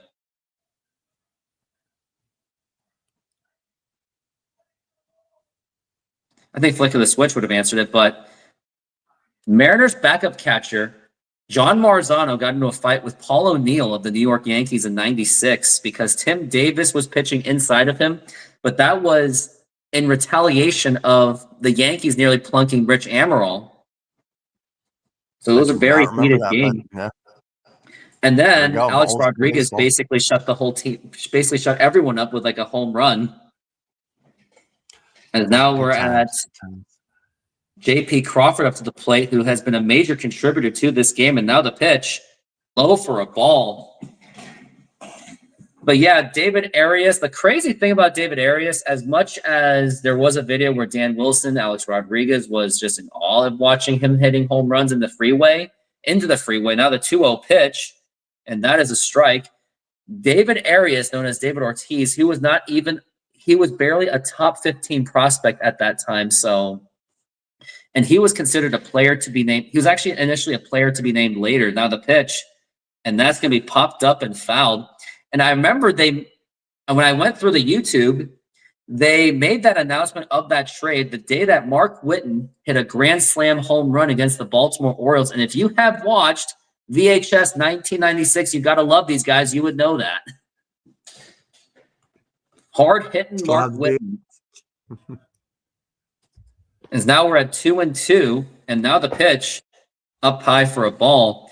You saw Alex Rodriguez when he was 6 years old in Seattle, and Dad said, "Don't bother him." But I still remember seeing him at do not bother someone in public like that. Do not do it. And now the 3-2 pitch, and that's going to be a foul ball because any fan, as much as you love to see someone in public, you are not entitled to an autograph just because he's right there next to you. They are just as humans as we are, and they just want to live a private life just sometime. Now the pitch, swing and a miss, strike 3. That's going to be 1 out. Now Randy Arozarena is going to be up to the plate. I'm trying to remember who I saw. So I've actually met I've seen Robinson Cano. I was working at Best Buy, and his girlfriend was doing all the talking, and Robinson Cano was leaning on a big box of a TV and just on his phone, just bored out of his mind, while his girlfriend was like literally saying everything. It was, and she was like really like, I shouldn't say this. No, I shouldn't say this, but she was just saying everything about, I want this, I want this, I want this. And now here is Randy Arozarena, now the pitch. And that's going to be a ground ball, and that actually might go through. And that not go through, but that will be enough for a base hit, as that was just a nice little dribbler. And now we've got Cal Raleigh up to the plate. I also met D. Gordon. I sold him a PS4. He bought the Ken Griffey Jr. edition, and I made a joke to him saying, this is basically the same exact game from last year, right? And he goes, yeah, man, but I just want that Ken Griffey Jr. cover, boy. The Cano one's hilarious. I just picture him sitting there going, yeah, just get whatever you want. I got the money. So, and I tried warning him, but you can't talk people out of transactions like that. Now here's Cal Raleigh. Mariners this season, 10-3 against the Rangers, 5-4 against the Angels, 5-5 against the Astros, and 7-6 against the Athletics. And now the throw to first, not in time. I've met Felix 3 times. One was an autograph. The other one, I sold him something at a toy store. And the other one was at Best Buy. And he didn't remember me at all. And now here's Cal Raleigh up to the plate. And now the pitch, low for a ball. I also met Corey Hart, who I was literally harping on the entire season. And then when I met him at a store, I was like, oh, hey, Corey, how's it going? So what are your plans for next season? Oh, I think I'm just going to play in the National League. Corey Hart, who went into a small business toy store that I worked at. He was a big dude. And now the pitch outside for a ball. Like the fact that he was so open about it, going, I think I'm just going to go to the National League before the season even ended. You could have broken the news. You could have had. I wouldn't have done. No. Imagine if I had a YouTube channel and I did that. Mariners would have went after my ass. The pitch, and that is a strike. They would have went to YouTube and shut this guy down. Order 66 says we're at 2-1 for Cal. And that should have not been a strike. Where's our ABS review? And now the 2-1 pitch, low for a ball. And again, they just will not pitch to Cal Raleigh. They don't want, Soriano does not want to be the victim of 54 tying Mickey Mantle because it's a record that nobody thought was going to happen, especially off of a catcher. And now the 3-1. Yep, ball 4, take your base. Now you got Julio Rodriguez with runners in first and second. What could possibly go wrong? Big chance here. This would be a great opportunity for the Mariners to even just get one back and just kind of take a deep breath here a little bit. No, never knew that. Where is Puerto Vallarta? Is that like in Mexico? I sound so ignorant, but I'm not going to know. And this is coming from someone that can speak Spanish, kind of. Where's Puerto Vallarta? Please answer that question, so I at least know. Drew, that's a name. That's a name I haven't Mexico, heard. You know what? I thought so. I'm amazed how you guys like recognize these people. I mean, like some of them I would, but man, I'll be honest. Like if I saw JD Drew, I would have no idea. I mean, sometimes you can tell because they're bigger guys. You're like, yeah, that's probably somebody. But man, I'd have like no idea. Even like Cano, I'd probably notice. Corey Hart, I don't even think I'd recognize, to be honest. I mean, I guess that's now though versus back then when he was playing on the Mariners, a little different. Yeah, for sure. I've met Julio. I don't know if I told you, as he's up to bat. Fitting time that I was going to be talking about him. But I did get his autograph from him, and I was wearing my Alex Rodriguez shirt, and this was right before I started YouTube. And now here's the pitch. And now here's going to be a fly ball to center field, and that's going to be a diving catch. Of course it's a diving catch, and that definitely saved in the run. What a catch, and now the center field is kind of shaken up. Randy Rosarena couldn't really run anywhere because he thought that was going to drop for sure. But he does make the catch. He is okay. What is up with every team against us just making these insane catches? Like Burleson last night, I mean – that almost, Cal and Randy almost kind of got caught in between each other there. Yeah, they could have gotten themselves in a double play if they were not careful. And now we got Josh Naylor to the plate, and that was a really bad judgment call there by Randy. But the thing is, it really looked good just by the end of that bat. Yeah, that would have definitely scored Randy. Cal would have been at third. That's, oh my gosh, how are these guys making these catches? Just lost opportunity. And now here's Josh Naylor. And then after I turned around, after Julio signed my autograph, he said, "Hey, you need to change that number to 44. And I'll go, "Wasn't A-Rod your favorite player growing up?" "Oh, yeah, that's true, man." Julio I'd recognize. Like, oh, yeah, some guys, though. That's obvious. Oh, they were throwing over to second to see if I think Randy and Cal crossed each other out of the base paths. Oh, are they possibly reviewing that call, aren't they? And it looks like they are. He's saying that Cal didn't tag. Well, they threw over to second. I don't know what the manager. What's he? They're just arguing, but you're kind of late to that arguing, pal. You're kind of late, and now you decide now. I thought you only got like 30 seconds to challenge it. I think he just wanted a free review, and the umpire doesn't seem too happy.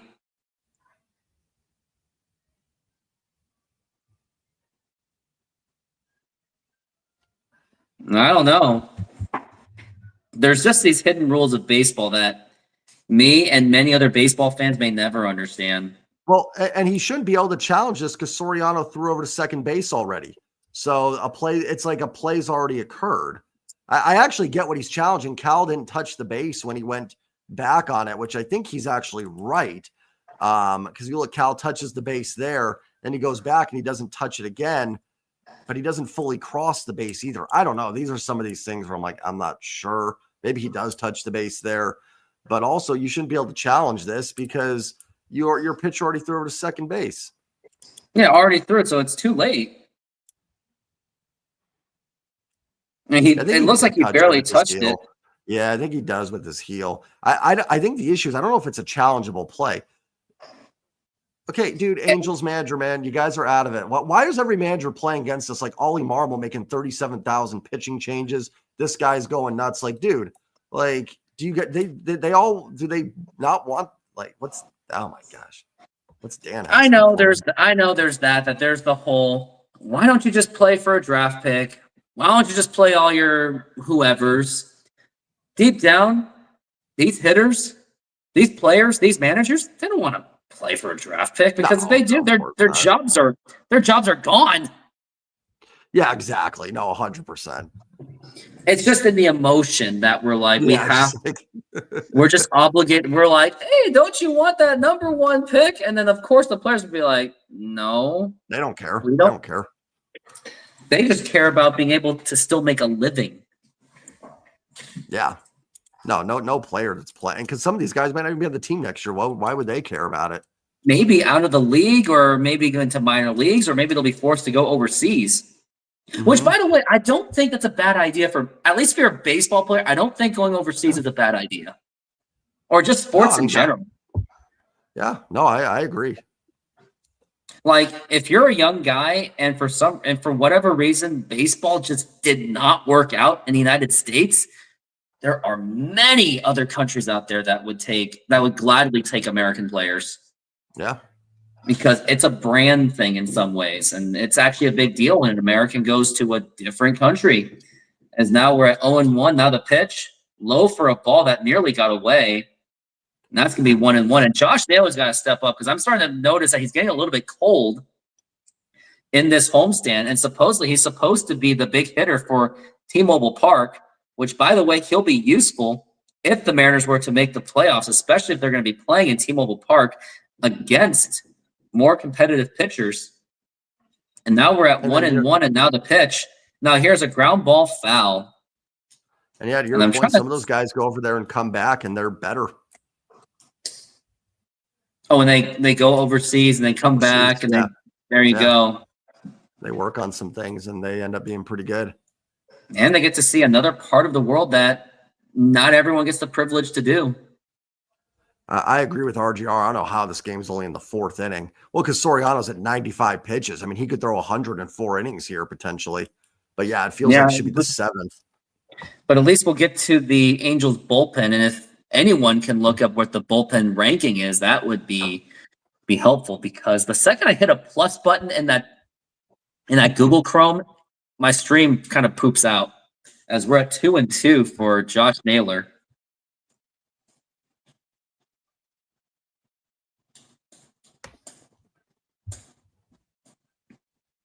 We're at 2-2. And now the pitch. Now here's going to be a ground ball, easy play, go to first. And that's going to be in time, and that's going to retire the side. We go into the top of the fifth inning. It is still 4-3 it remains. And I'm trying to think of another. That catch is brutal. Very brutal, disappointing. Another waste opportunity. That's like the second time where the Mariners have had runners on first and second. It's almost like they've had one every inning, but they capitalize in the second inning. But the other ones, they're just not completing it. And if they make the playoffs and they're going to be leaving runners like that on base, that's not going to win you any games. Yep. And ERA wise, the Angels are the third to last team. So this is a big opportunity for the Mariners. But then again, when it comes to divisional rivalry, basically numbers are immediately thrown out the window. It doesn't matter. It's all about the emotion of the game. And now another Mariners moment was Kyle Seager. When I was working at Best Buy, he was walking the store. He was very pacey. He was just literally speed walking. And he was just walking to the bathroom because that's all he wanted to do. And I was like, hey, you find everything all right, sir? He's like, yeah, I am. And he was like that smile and just like bolted to the bathroom. Kyle Seager pulled over to use the restroom at the Best Buy. That's a classic right there. Hey, we've all been there. We've all gone into a random store to go to the bathroom and we're driving her out somewhere. So I can relate. Very relatable story. We all can. And out of all places, Kyle Seager just bolts. And maybe the least he was expecting that a Best Buy employee that the stereotype is, they're just electronic geeks. They're not going to get into sports. So maybe that was in the brain too. Did you like say, hey, Mr. Seeger, or was it just like, hey, no, okay. Just bolted. Yeah. Now, the most embarrassing one I will tell you, and I've probably already said this story, but maybe my new audiences have not. That will be there after this half of the inning. And you heard this one. I It think I was have, yeah. embarrassing. Yup, the pitch. That's going to be a foul ball. Oh my gosh, it was so bad. And anyone, well, put it. I want everyone to put it in the. Well, I want everyone to put it in the chat. I won't say the names yet, but I want everyone to put it in the chats who you think I'm going to talk about. Is that what you were going to ask? No, I was going to say, who's the most engaging player you met? Like, just like, wow, this person really Nelson is like Cruz chilled. was the most engaging. Nelson Cruz was the most engaging. The That makes 0-1 sense. low for a ball, and actually Corey Hart. I said Corey Yeah. Seager, by the way. I meant to say Corey Hart back then. I think you said Corey Hart. I knew you said Corey Hart. You did. I think then you Sean said Kyle Rocker. Seager for your brain. Sean Rocker. That would be one interesting conversation to have. That's all I'm going to say. The 1-1 and a swing and a miss, and that is strike two. The one thing I remember about John Rocker back in 2000, when I had no idea what was going on and no idea what he was even saying, and if you're wondering what he said, just look it up on Google. That's all I'm going to say. And then he was actually forced to, I know the fact he was forced to do it. He made an apology video. And now we're at 1-2. And now the pitch. Swing and a miss, strike three. So he made that apology video for his statements that he said about New York and the demographics. In New York, Shea Stadium, right before he pitches. And guess what the reaction was as soon as that video was over? I don't know. Boo! Like even the after because they all knew that they felt to them it wasn't authentic at all. They knew that it was like a scripted thing. Now the pitch, and that's going to be a bunt. And here's Cal Raleigh throw to first in time. But no, wait, what happened to Nelson Cruz and his family? Wait, what happened, RPG? I'm really curious what it was. I'm not shocked though about Cruz being the nicest. He was everybody, even beat writers would say like he was always just a very friendly guy. He's a very humble guy, and we've had Mariners that have had personalities that was very unliked. Like Eric Bedard rings a bell. He looked like he didn't care. Oh, I did. You know what I did? I think I did hear about that. I think I did see that on Twitter. Too many lives are just being taken away. And now here's the pitch, especially what has happened in the last 24 hours. And it's not only the one that happened that everyone's talking about, it's also the one in Colorado where a school was shot up as well. So, and the thing is, the crazy thing about it is not everything is covered. So that because not everything is covered as we're outside for a ball, we have no idea how many of those are happening around the world. We just have no idea how many of it is going, because most of them are going like completely under the cover. And now we're at 2-0. And now here's the pitch. And that is a strike. All right, which player was the least engaging? Not necessarily least engaging, but the most like, dude, this guy's kind of a tool. Raul Ibanez. I hate to say it. Really? Yes. Really? Now the 2-1 pitch and foul ball. Now here's the thing, like I saw him. I'm pretty sure it was him because it was like a bald guy, kind of had the little mustache thing. Maybe it wasn't him. That's why he was a tool. And when I started talking to him, he was already like snappy, and he's like, "Hey, where is this?" And I'm like, "It's over there. Here, I'll show you, sir." And he goes, "Okay, great, bye." We're at 2-2. It wasn't Raul. Just some bald guy. I really thought it was. And now the 2-2 pitch. I'll tell this little story after the sitting. But when I was, let's see if he can strike out Trout. Nope. Oh yeah, RGR21. Yeah, feel free to message me on Instagram, and it's definitely preferred because I already talked about it yesterday, and I just don't feel like it's necessary to talk about it now. The pitch. Now here's a fly ball drilled to left field. Forget about that one, and that ball game is tied. That is Mike Trout with a home run. That is his 21st home run of the season, and I think that is home run number 399. If someone can check that. and now it's a tie ball game. Oh my goodness. And we all figured it was only a matter of time that Mike Trout was going to hit a home run against the Mariners. Dude, what is up with the Angels being so pesky against us? Yeah, they're like the Jeff Fisher Rams from the 2013 Seahawks. Yeah, good analogy. Yeah, and I hated that team. Like, I hated Jeff Fisher Rams, and now the pitch. And, like, at least Sean McVay, yeah, they're annoying, but at least I can respect it because at least they're a good team. But Jeff Fisher's teams were just bad teams, and they're just beating up on us. It's almost like they planned their season for the Seahawks, and now the pitch. Swing and a miss.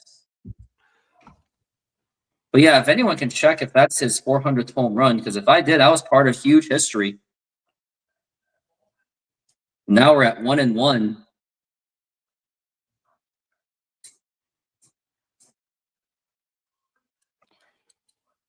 It stinks too because I actually don't think Bryce Miller's been that bad today. I mean, the 1-1. What is it? 9 strikeouts. I mean, he's 1 strike away from 10. No walks. That's the thing. Though. No walks is coming at the cost that if he's pitching well in the strike zone, they're just connecting. That's like the one flaw of not walking is you're going to attract good pitches to hit. That's going to be a foul ball. And I know it's not a bad problem, but it's something that can bite you. It's something that's still biting. And there's times where like, yeah, you can walk that guy. It's okay.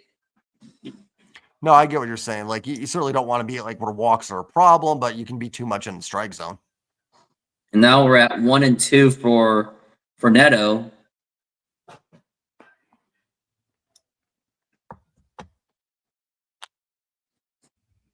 And we're waiting for it. And now here's the pitch. And that's going to be strike 3. And I think that's strikeout number 10 for Bryce Miller. It is. And that is his tied career high. And now we're going to get into the bottom of the 5th. And the Mariners are really going to score runs. A 4-0 lead, and they just squandered it. And if you were in a casino, I really hope that you put in your $10 when the Mariners had a 4-0 lead. I really hope so. And, oh, yeah, so the story. So, guess who's the player that I met that I embarrassed myself with? I know who it is. Do you want me to say? Yeah, I think I'm 99% sure. He might be in the dugout tonight. Maybe. I don't know. I think so, yeah. Could be. Could be. Edgar Martinez at Best Buy. I've had all these athletes at Best Buy, but he came up to me. He just asked a simple, stupid question about, I need help with security cameras. And just right off the bat, I go, wait, are you Edgar Martinez? He was like, yes, I'm Edgar Martinez. You were like my childhood hero. And then he just started like smoothly just walking away. Like he was still like trying to get me to just help him. And I still did, but I was like shaking. And then Edgar was like, okay, thank you. He just walked away smoothly and he didn't even notice it. And then someone else rung up and he goes, that was Edgar Martinez. I was like, yep, I messed up. And I took that lesson and I never did that again. Never say someone is your hero. It's tough though. But Edgar was like, man, I just want to buy something and not be bothered. I mean, he's a humble guy too, but he also wants his privacy. Yeah, exactly. I can understand if it's a blowout, but why, when you're only up 2 playing infield, giving up a 3-run? Okay, so it's like must be some defensive placement. Well, talk about the when it was 4-1, they had second and third, 1 out. They played the infield back, which, yeah, I mean, you could say cut off the run. I don't mind it, but I think it's a 50-50 call. What happened? This one was supposed to be in the bag. Oh, nothing against the Angels is in the bag. Nothing in these last games of the season are going to be in the bag. I can tell you that. The 1-0, and that is a strike. Oh, boy. This is going to be a long game, and I don't know. It's always going to feel like this. And now here's the pitch. And that's going to be a liner, and that is actually going to be a fair ball going into the left field. Now here's Jorge Polanco, and he's going to make it for a standing double. Got to get this run in. Got to get this run back. Here, this will probably be my last half inning, too, just how long this game's gone. I forgot who said it earlier, but, man, this feels like it should be in the 7th inning. Very understandable. And for some reason, I think I heard a door open. I hope it's my parents, but that's a downside of being in a vacant house. Yeah, and being home alone. That's nerve-wracking. Now here is Suarez, now the pitch. And now here's a fly ball to deep right field, and that's going to be foul ball. Why couldn't that bloop in? It just couldn't. And also, given what has happened in the last 24 hours that's reached the news, of course my paranoia is going to be like... Right. Well, especially being empty, how like you said, if you need to go check, you can go. I won't blame you. Yeah, I should have brought my baseball bat with me that's in my car. Doesn't do any good in there. Suarez actually broke his bat. Yeah, like shattered at the bottom there. Yeah, he's definitely going to get a new bat. And you know what? We're going to need this out of Eugenio Suarez. All right, guys. Goodbyes only. Don't forget it. Stop it. Thank you. We're going to need... Well, if you're leaving, which I get it, you have to. We need Josh here. Yes. As now we're at 0-1. And now here's the pitch. Now here's going to be a ground ball. Nope, nothing's going to be moving. Throw to first in time. And also, speak of like me doing this or something. I actually did that to myself in my softball game on Monday. I actually pulled myself from the game. So I was selected to pitch because my pitcher he's actually sick. He actually went to the hospital. Pretty terrifying. 7-year-old man, sick. Ooh. So I was given the ball and the mound. And now here is Luke Raley, by the way.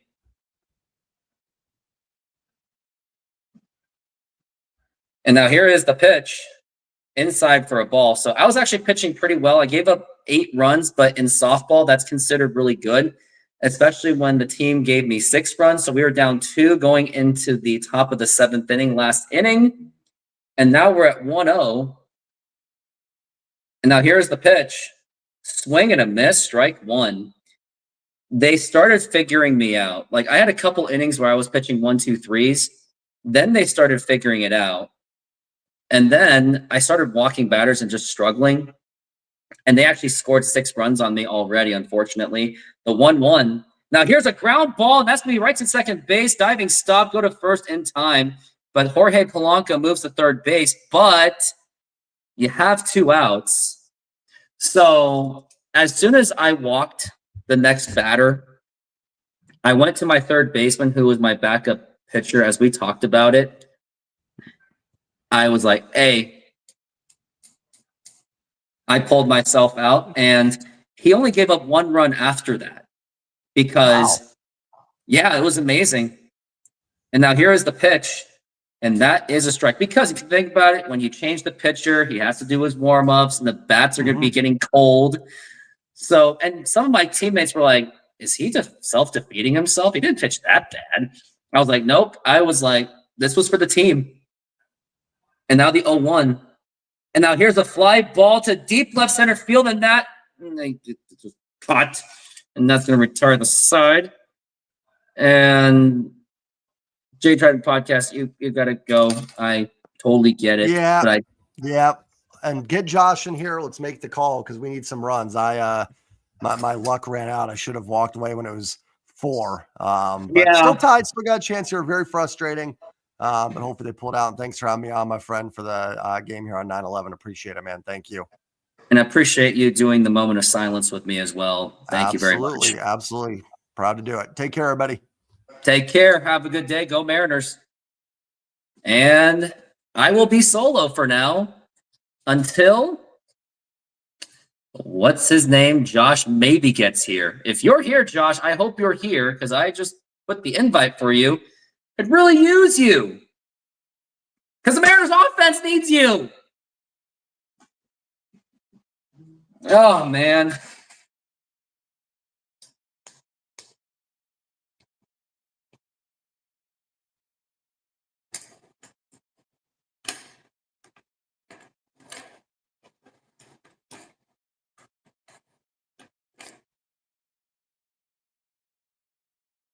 And RGR21, I'm texting you right now.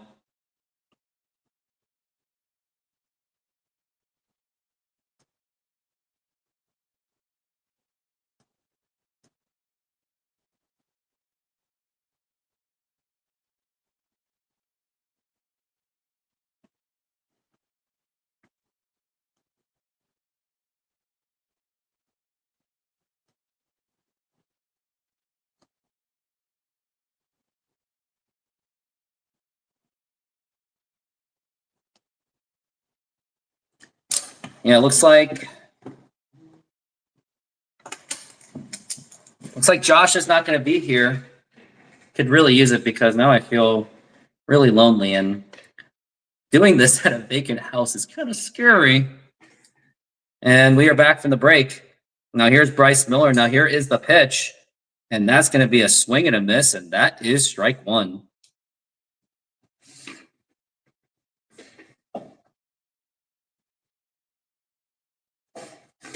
All right, and now we got 0-1 for Moncada. And now here is the pitch, and that's going to be low for a ball. Looks like I got nobody coming in, so it's going to be making me nervous just a little bit as we're at 1-1 for Moncada. And now here is the pitch. And did he go? He did not go, and that's going to be 2-1.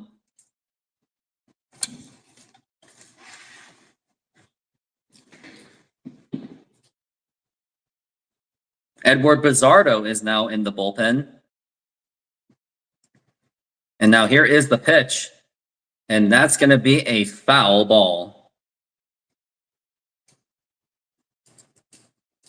But yes, the fans that I have with me, thank you very much for being there with me, especially in the last 24 hours of what we've all been through. And especially to those who may have disagreed with me. I appreciate you as well. And now here is the 2-2 pitch. And that's going to be a foul ball again. Man, where is everyone? As we're at 2-2.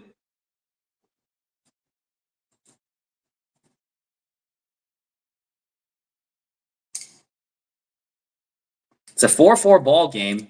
Here in the top of the 6th inning. It feels like it should be the 8th inning by now.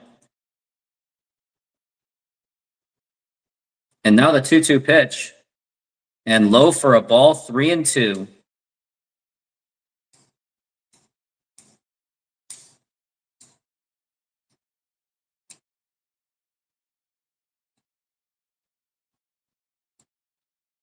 And now here's the 3-2 pitch. And now here's going to be a fly ball to left field. And Randy Rosarena lets it get through. A very lazy attempt. And now that's going to be a free double for Moncada. And that should be considered an error. Like, he was literally like this. He literally was like this, and he just let it fall right through him. He didn't even do anything like that. It's like, what are you doing? Just an absolute embarrassing play by Randy. That should have been a routine catch, but he didn't track it very well. And now that's why we got a runner on second base. Like, El Rando Crando, what are you doing?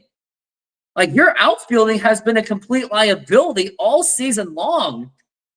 Unless the numbers say that he looks good, but I don't care. I'm looking at this. And now we're at 1-2. We're at Taylor Ward, who is 1 for 2. That's what I meant by saying 1-2.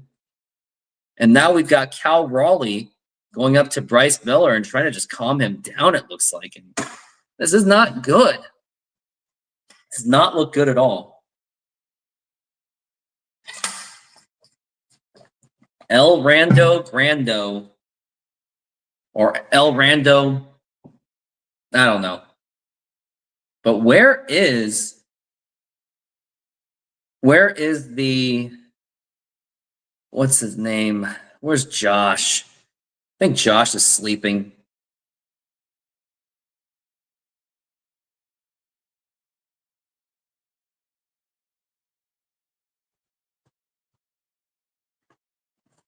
And honestly, I think that, I don't know.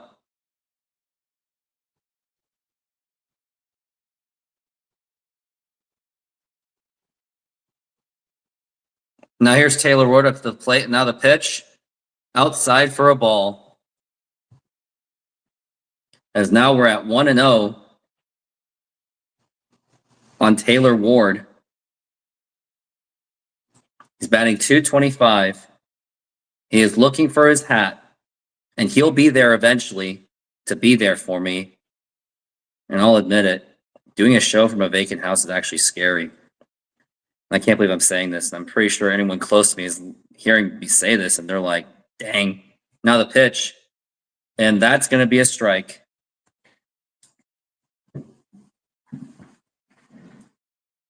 Now we're at 1-1. And then I would imagine that this could be Bryce Miller's final inning. And now here is the pitch, way outside for a ball. Got 9 viewers so far. All I can say, just talk to me. Not even asking for anything. Given the day that we have, that we are remembering what happened 24 years ago and also 13 years ago. And now the 2-1 pitch. And now here's a fly ball, got under it, popped up, and that should be J.P. Crawford making the catch, and that's going to be 1 out. Mariners have got to take advantage of the fact that Houston lost their game. It seems that whenever the Mariners have like a 1-game deficit on themselves against the Astros, they always find a way to just screw it up, don't they? And he is looking for his hat. We got 94 pitches for Chris Taylor.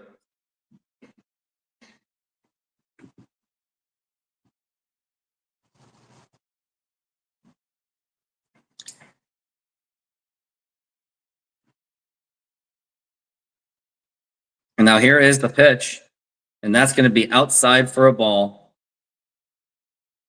And Jay Trident Podcast, if you are still like on the show on your phone, Randy let the ball literally go right through him, and he was trying to make a lazy catch attempt. It wasn't even a good effort. As now we're at 1-0, and now the pitch, and that's going to be a strike. And I'll reply to him anyway.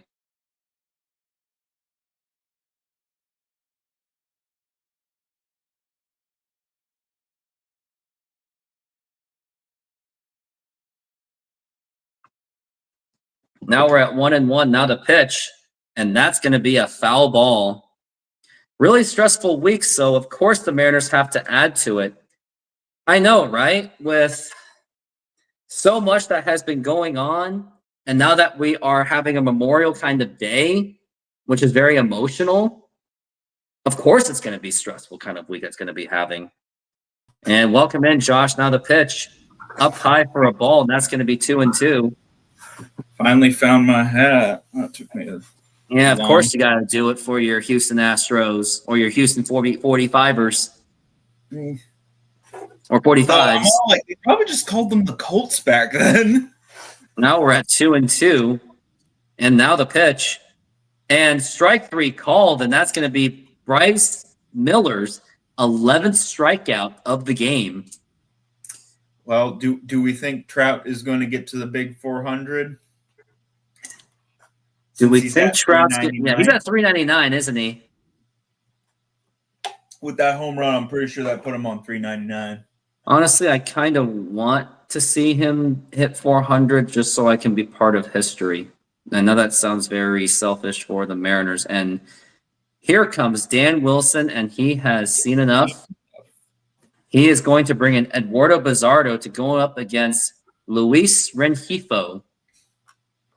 And we will be back after this timeout, after I go for a nice little break.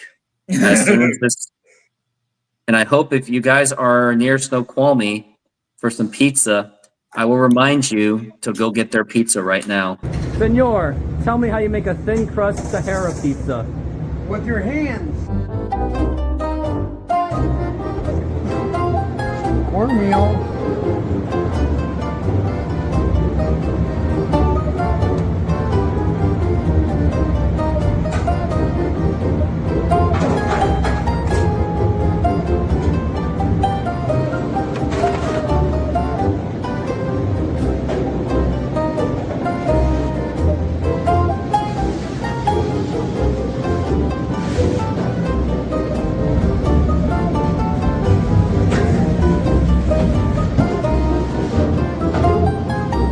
Hello, baseball fans. I'm excited to announce that we are still offering 50% off pizza and 25% off bowling Monday and Tuesdays.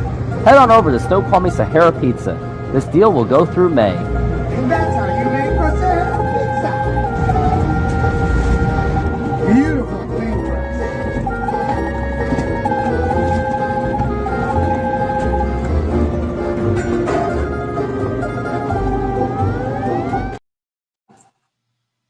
And I am back.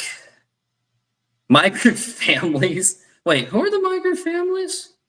Okay, it's an inside joke that my dad did.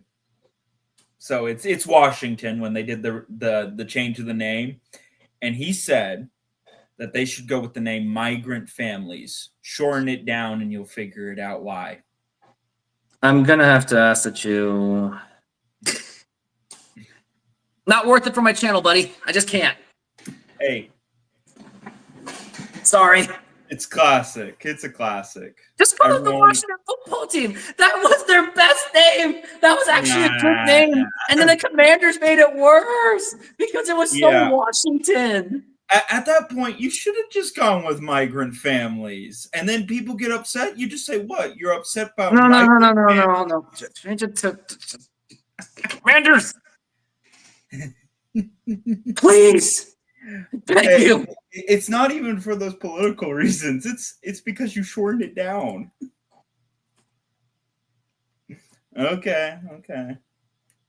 Now we're at 0-2. I took a big enough risk yesterday. I'm just going to say that. Oh, my gosh. Now here's the pitch. Oh, inside that nearly got him. All I'm saying is I'm okay with it, but is the platform itself okay with it? I'm not taking that chance. They're just Washington MFers to me. Yeah, I'll take that. See, that's what it is. That's why I say shorten it down. MF. Everyone you did it. would be a Washington fan at that point. Think of the merchandise. No. Chill on the laughing. Chill on laughing around yesterday's events. Yeah, I agree with you. Now here's a fly ball to left field, and that's going to be a foul ball. And also based on today's events too. So RGR, as someone who is the best member in this group, gotta listen to him. Yeah. Okay, let's see. What was the college football score today? Because there was a college game. And now we're at 2-2.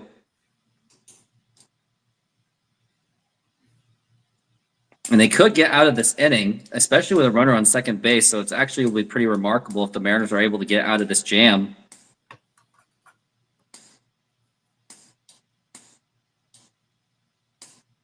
And now we're at 2-2. And now the pitch. Swing and a miss, strike three. And Eduardo Bizardo gets out of this inning. Let's hope they use him for the next inning. We will go. They won't. And they'll go. Let's go into the bottom of the sixth inning. And excuse me while I have to eat, because the reason why I'm not going to eat on screen is because one of my viewers was like, hey, you should not be eating during the live stream. That's gross. And you know what? I'll take you up on it and give me a minute to eat. We're making half pineapple, half tiki with barbecue chicken. Put the garlic.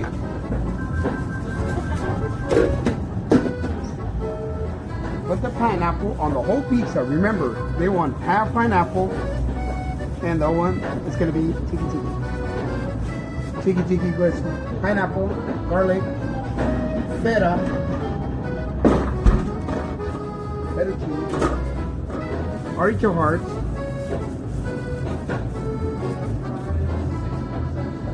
and the chicken. And we're gonna spread some barbecue on top.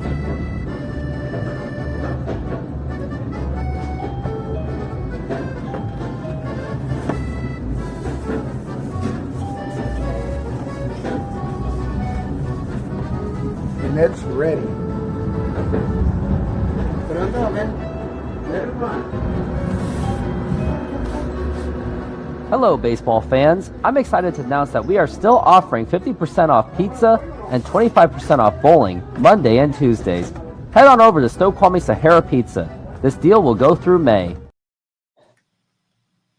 This deal will still go through May.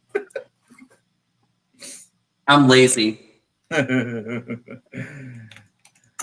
It's through baseball season and Yeah, probably the playoffs. I know. It's just kind of funny that it still says May.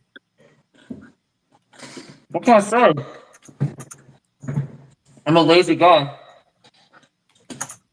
I'm not going to say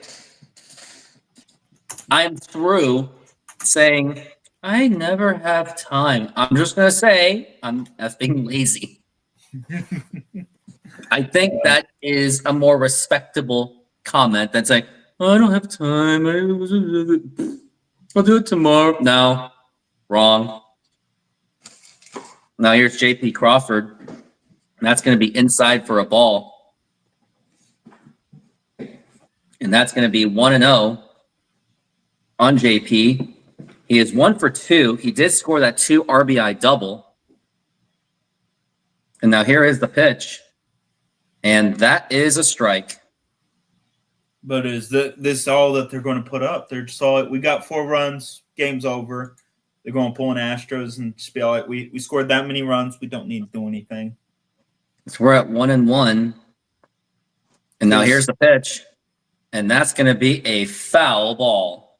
1-2. I saw this stat, speaking of the Astros, that I think since the All-Star break, the 3 teams that have had the most games where they have scored 3 runs or fewer are the Pirates, the White Sox, and the Astros. 1-2. Low for a ball.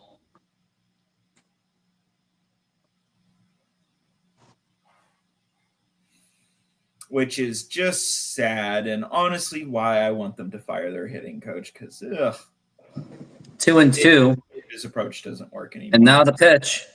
And now here's going to be a blooper. And nope. Don't you like that? I'm like, and here's going to be a blooper. Nope. Nope. It worked just perfectly to the left fielder. Honestly, I think that makes it better. I think it makes it more funny where it's like, and here's a flying fly. Nope. Nope. And now here is Randy Arozarena, who is 2 for 2. And now here is the pitch. Inside for a ball, 97. And by the way, we got a new pitcher, and that is Garcia.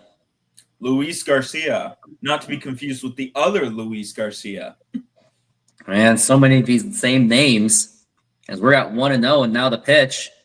And that is a strike. I didn't even post the Houston score. I just said Houston. Pain. Pain. Well, we might have the same thing of pain today. Well, just look. There is no And Houston. now the pitch. Toronto Way up high in for a ball. And that is I'll going say to be Houston on there, but the comment says 2-1.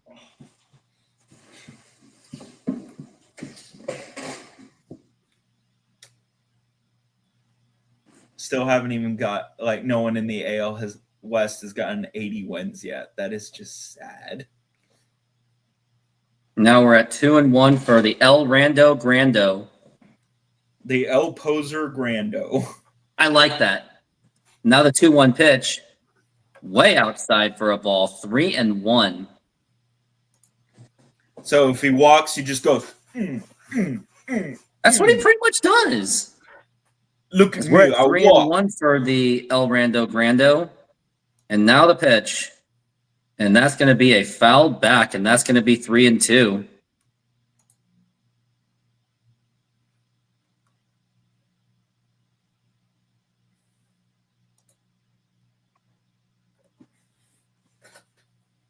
We're at 2-2 for Randy Arozarena. And now here is the pitch. Swing and a miss, strike 3, and that is going to be 2 outs. So how have the Mariners done in City Connect uniforms this season? You should look it up because I don't really have the best access with the tablet, but we've got Cal Raleigh up to the plate, and I am led to the impression that because there's 2 outs, he's just going to go for home run, obviously. But Garcia knows that, so he may just not even give him a strike and just let Julio do it. Now the pitch, and that's a foul ball, and that was his pitch right there, and that's going to be strike 1. Cal Raleigh's batting .240, 53 home runs, and 113 RBIs. As now we're at 0-1 for Cal Raleigh. And now here is the pitch. Way low for a ball, and that's going to be 1-1.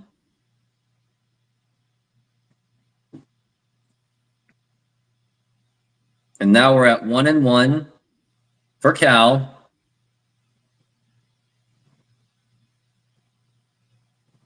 And now here is the pitch. Low for a ball, and that is going to be 2-1.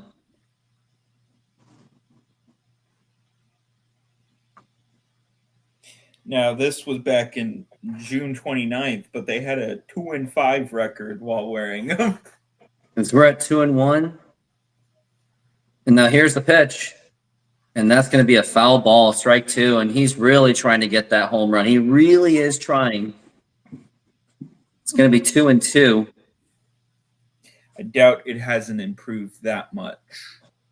Nope. Unlike what they were in 2024, where they almost went perfect when wearing their City Connect uniforms. 23, they also played very well as they also played pretty well as well. Yeah, in 24 they went, it was like 14-1, and they're now we're at 2-2. Now here is the pitch. Swing and a miss, strike 3, and that's going to retire the side. And we go to the top of the 7th inning. And now we're going to play commercials because I'm hungry-ish. Try our delicious burgers today. Satisfy your cravings with our mouth-watering burgers. Double cheeseburger with classic double beef patties with melted cheese, lettuce, tomatoes, onion and house sauce, a fresh, flavorful delight. Double bacon cheeseburger, crispy bacon, fried onions, barbecue sauce, and double cheese. Double guacamole bacon burger, double cheese, crispy bacon, guacamole, lettuce, tomatoes, onions, and our special house sauce. Pair any burger with fries with an ice-cold drink for the perfect meal. Come down and taste the difference. You can only find these burgers at our Snoqualmie Mexican food truck. Well, no outs coming up, so they might have a chance that they can get out with no runs in this inning. Yep, nervous. Though Davidson is coming up, and he did get a home run. So,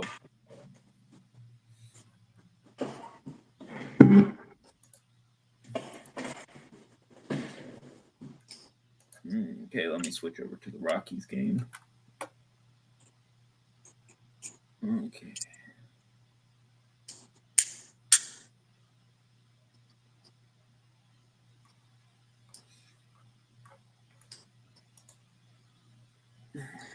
Well, if the Mariners give up runs, I don't know. And also, I'm going to do this, but for the bottom of the 7th inning, I mean, it might just be overdoing it, but thinking about doing another moment of silence for the fans that were not there for the 7th inning for 9/11, and then we'll go straight to Take Me Out to the Ball Game, because I don't feel like singing. I'm not in the mood to sing for. I sometimes I sing God Bless America here, but just not in the mood for it. Just not. Okay. Now the pitch. Here's going to be a ground ball right to Eugenio Suarez in the throw to first. And that's going to be in time, and that is going to be 1 out.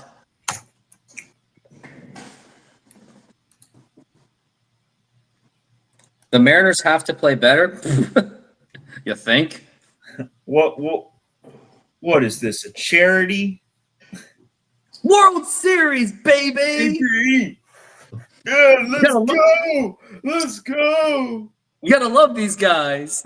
And he just As now we're at 1-0 so far. As we're at 1-0 for Davison. Now the pitch. And that is a strike. And now we're at 1-1.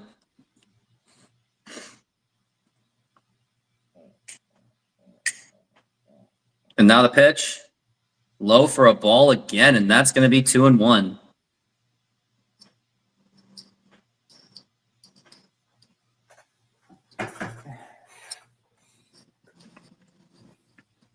Now here's the pitch again. Swing and a miss, strike 2. And by the way, wish granted, Bizzardo is pitching again. Yeah, it does seem like sometimes the Mariners are that blind squirrel and they find a nut. Well, they've never appeared in a World Series, so you can't win World Series that you never have been in. So technically, they're undefeated in the World Series. And now the pitch. Swing and a miss, strike 3. And that's going to be 2 outs.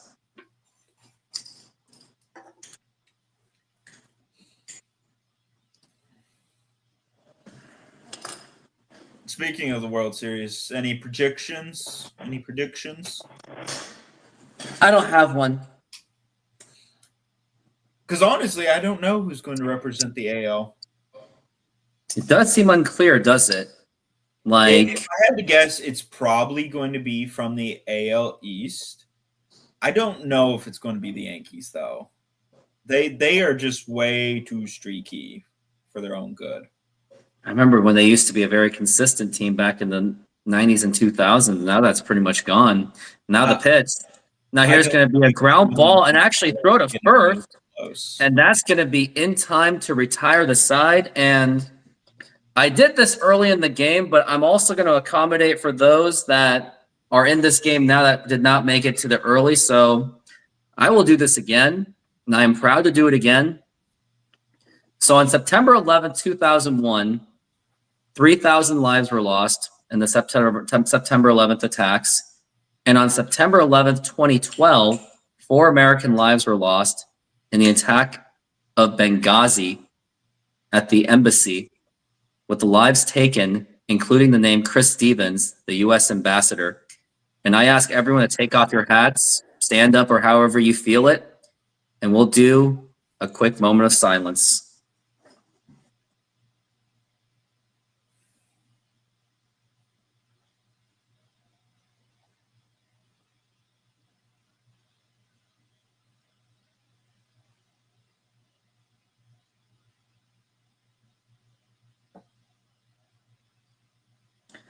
Thank you very much. And now I'll make this into a happy moment. Take me out to the ball game. Take me out to the ball game. Take me out to the crowd. Buy me some peanuts and Cracker Jacks. I don't care if I ever get back, so let's root for the Mariners. And if they don't win, it's a shame. Please, it would be a shame because the Astros lost. Or it's 1, 2, 3 strikes. You're out at the old ball game. And I just want to say thank you very much for not only hearing my singing, but also thank you for being part of the opportunity to have the moment of silence. I should have been doing this for the past 2 9/11s. What was I thinking?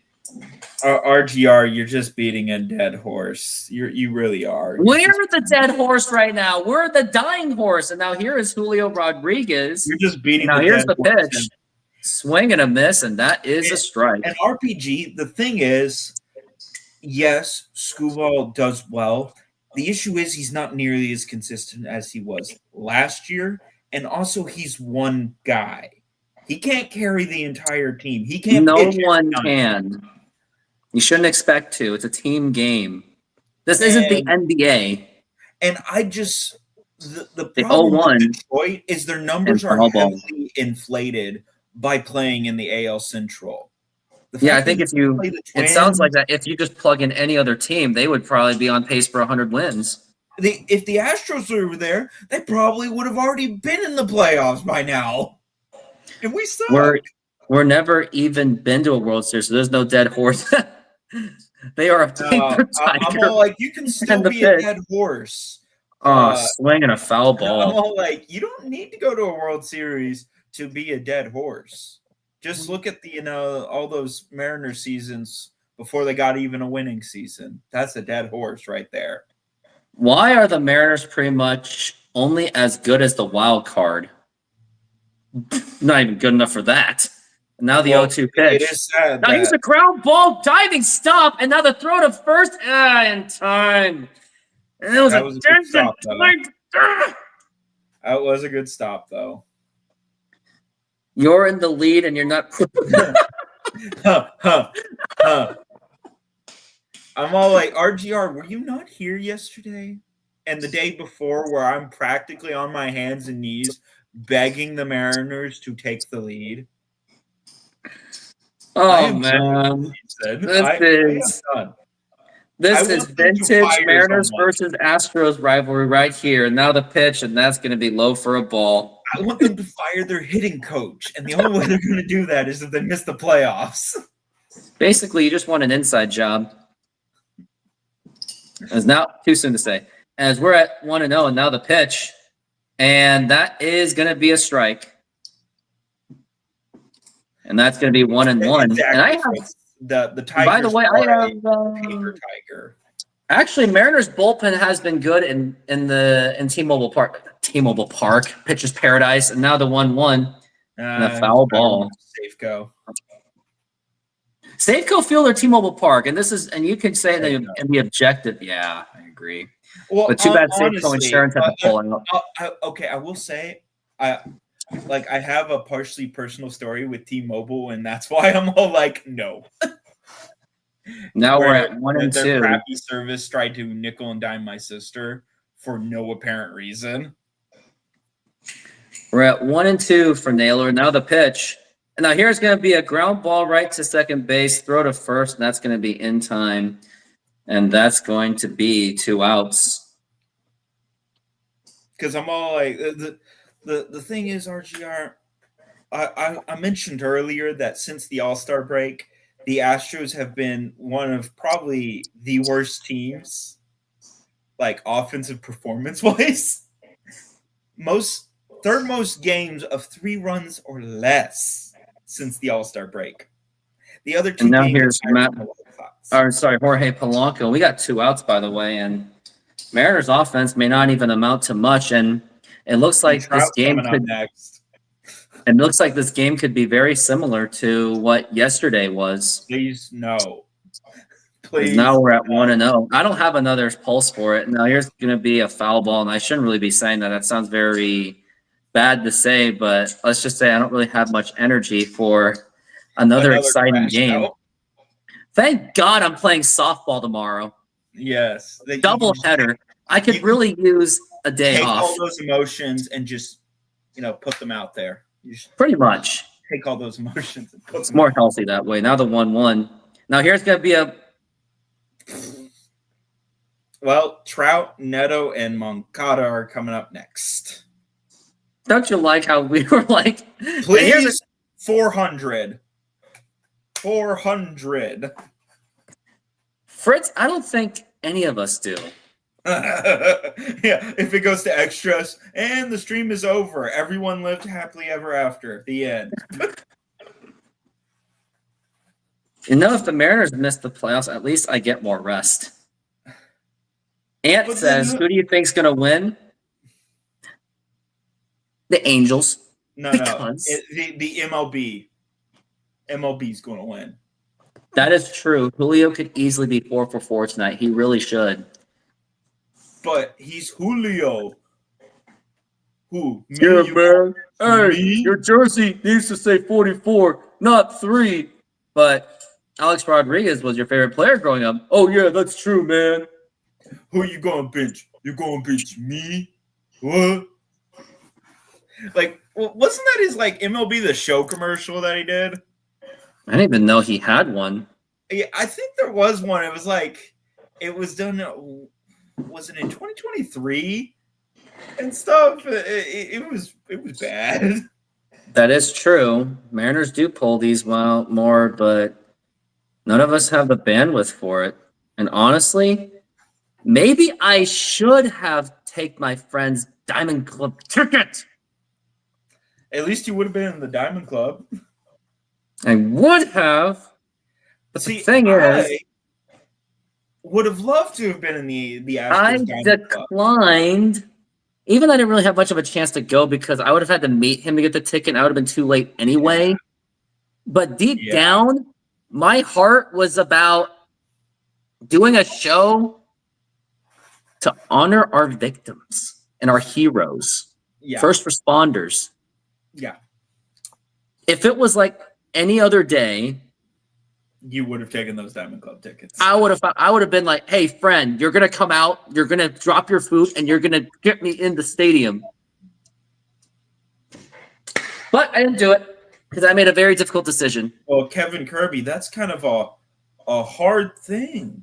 Do we even? I couldn't get into that game, Kevin Kirby. Now, Matt Brash is going to be on for the top of the 8th inning, and that's going to be a strike. If Mariners make the playoffs, how much do you think tickets will go if we have home games? At least $100, I would think. But I'm not going to go because I'd rather take a chance to get paid to cover a playoff game for the Mariners and let people say what they need to say on the chat box, which I appreciate all of you for doing it. And now we're at 1-1 the pitch and Come a on. swing and a miss. Come on, Trout, 400. 400. I just realized Mike Trout's up on the plate, and this could be a witness of history, hitting home run number 400. That really could happen on this show. And in some ways, that might actually make my day because I'm part of history in a bad way. And now here's the 1-2. Now here's going to be a ground ball, and that's going to get right there for a base hit. And that is going to be Just Mike Trout fumble at it first around base. a bunch so Trout can round all the bases. So it's a little league home run. No, you don't want to do that. And Mike Trout wouldn't even take it that way. Just fumble it around. He just wants it to be his sweet moment. Yeah. Means it's not going to happen tonight unless they go to extras, which hopefully they don't. And now here is Zach Neto.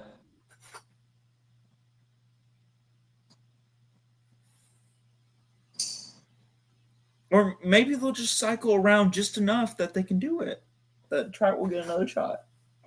Now the pitch, and that's going to be a foul ball. And that's going to be 0-1. We got 13 viewers here. It was actually up to 16 at one point. Thank you very much for your engagement. As we're at 0-1 for Zach Neto. And now here's the pitch. Swing and a miss, and that is strike 2. Mariners only have average players. That is painfully true in some cases. I have to agree. I just do. And this is why a team like this doesn't usually make the World Series. Now we're at 0-2 for Neto. And now here is the pitch. Check swing. Did he go? He did not go.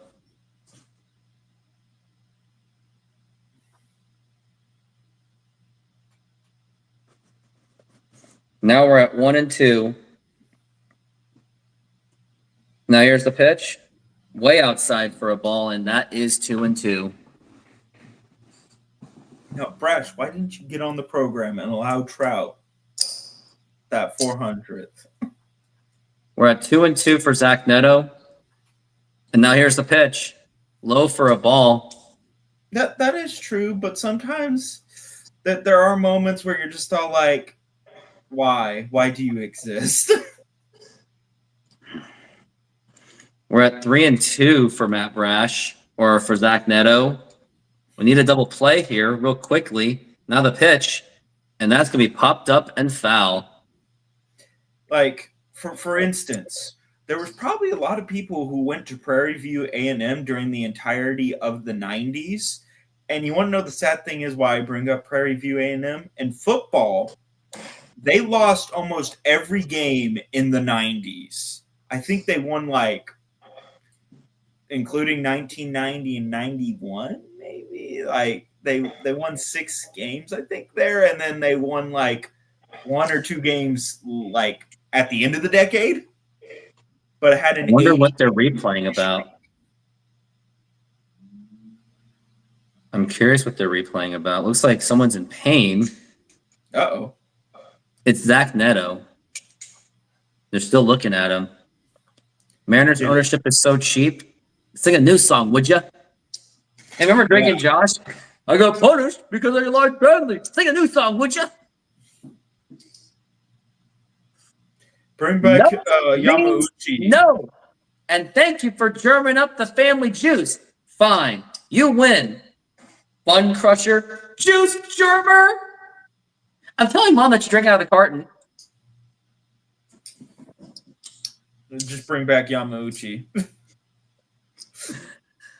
Too bad, Yeah. you know, he's no longer with us. Rest in peace. Yeah, too soon.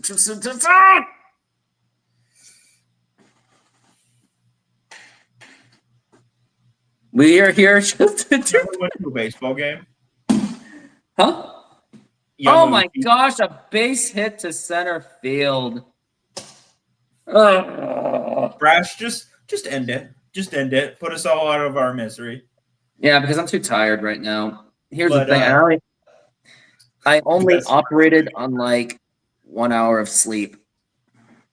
But yeah, Yamauchi never went to a baseball game in his entire life. Which is weird. Not that I don't think him going to a baseball game would have made any difference. Whether he showed up. No, but it is just kind of weird. He said that it was a gift to the city. Because did the Mariners, had they played in Japan before the 2019 series? Yes. They played in 2012. Oh, 2012, I think, was their first time. They were supposed to in 2003, but the war in Iraq got everyone all scared and not to do it. So that was pretty unfortunate that they didn't get their opportunity during Ichiro's prime. I think if they had done it in that 1 year, he might have attended just to be there. But like 2012, since he passed away in 2013, his health might That's not going to be a foul ball at that point. That's going to be 0-1. That he probably wouldn't have been able to attend in the first place. But if they'd done that 2003, there is a chance he might have attended just to add. Now a pitch. I own the team. That's going to be a strike, and that's going to be 0-2.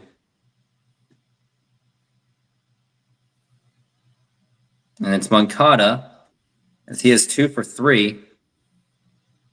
Now here's the pitch. Low for a ball, and that is going to be 1-2.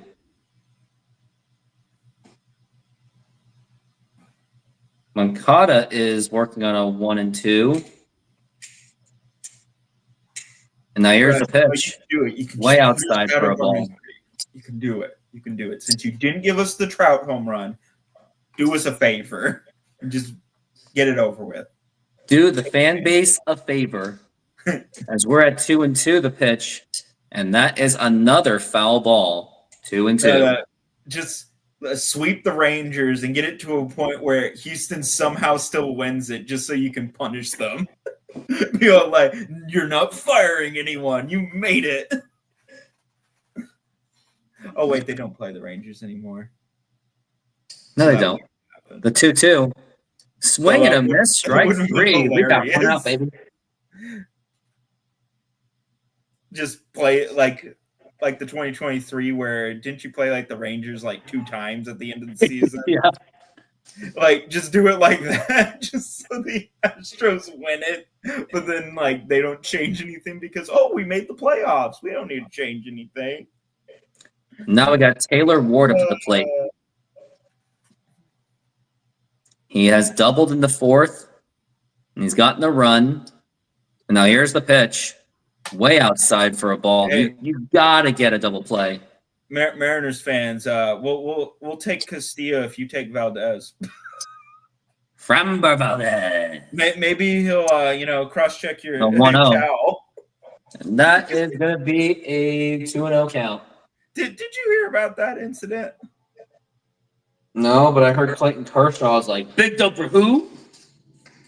But no. So what? We're at 2-0, and now the pitch. That is a strike, 2-1. It was during the Yankee series, and Valdez gave up a grand slam, and then literally like a pitch or two later, he just throws a pitch right at his catcher. No apparent reason. The 2-1. It was out of frustration, obviously. Well, yes, but I'm all like, at that point, just throw it to the back so it just bounces off the wall. Now we're at 2-2. I'm just all like, yeah, I don't want him anymore. The 2-2 pitch, way outside for a ball, 3-2. And Matt Brash is struggling this inning, and he is not going to earn himself another inning after this. As we're at 3-2. He gets another inning. Well, let's get him up to 40 pitches. The pitch. Now here's a ground ball, double play ball. Throw to second and throw to first in time for the double play. And now we're going to go into the bottom of the 8th inning. So we're going to be stuck here until like the 14th inning or whatever. So be it.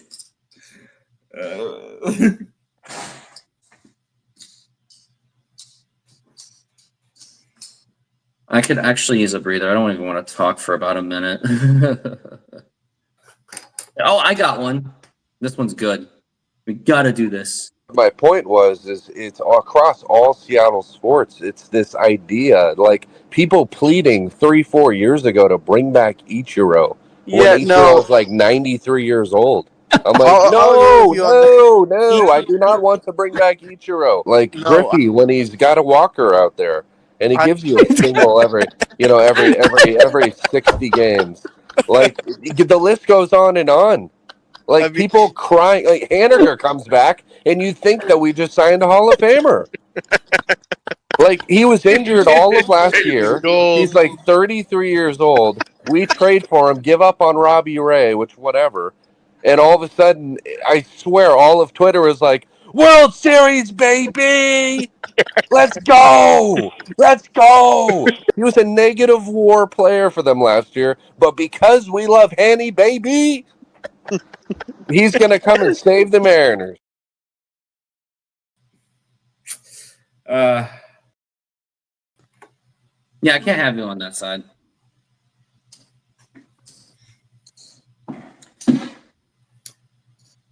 See, that's why I don't get teams don't bunt first and second, no out.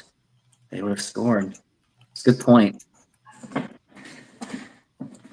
Hey, Roof, not to get specifics, for views of subscribers, it's very complicated. Subscribers, you have to get 1,000 subscribers. Yeah, you gotta get 1,000 subscribers and like 4,000 watch hours. That's just to get monetized. And then you get paid like 3 cents per 1,000 views, maybe 6 cents per 1,000 views, depends. And that's on long form content. If it was for short content, it would be like, let's just move the penny to another tenth per 1,000 views. So if you're at the level where you're not at Mr. Beast, or let alone like Mojo, Couch GM, Marine Layer, maybe, this is like a hobby, a very low pay hobby. Yeah. That's just being honest with you. And now here's a liner to left field. That's a foul ball. Hence Much why of the Reese can, you know, like spend all that money doing whatever he wants. his hat means it's the OG Houston baseball team. They were Yeah. known as the Colt 45s, which was based off the pistol. Yeah. It was And a now the contest 1-2. where people Ground got ball to name foul. their team. But yeah, Kevin Kirby, that's the thing. It's all part of the grind. Like you do this like you love it, like you're playing video games. That's how I treat it. You just treat it like you play video games. Don't feel entitled to anything. And now we've got a 1-2. And now the pitch. Way under. He pops up, and that was a horrible swing to begin with. And he makes the catch. It's also YouTube's cut. YouTube takes 70% of that revenue, or no, YouTube takes 30% of that revenue, and you only keep 70. So Yeah. it is something you have to grind with, and much of the revenue has actually been owned by my SeatGeek promo code, which, by the way, I'm not even going to tell you what the SeatGeek promo code is for today because it's 9/11. And also, much of my revenue comes from donation, which I'm also not asking for today, and that's going to be a ball. But if anyone were to do any donations, then let's just say if I have access to your DMs on Instagram and you donate it, I'm going to send it back. But if I don't know your Instagram and you won't give it to me, then I don't know what to say. As we're at 1-0, and now here is the pitch, and that's going to be a foul ball. Actually, I have an idea. Is you can actually just put it in the chat and tell me. So let's say you do donate it and I deny it. I can put that money into. I can put that money into like some other YouTube channel that of your choice. As now here's the 1-1, and that is a strike.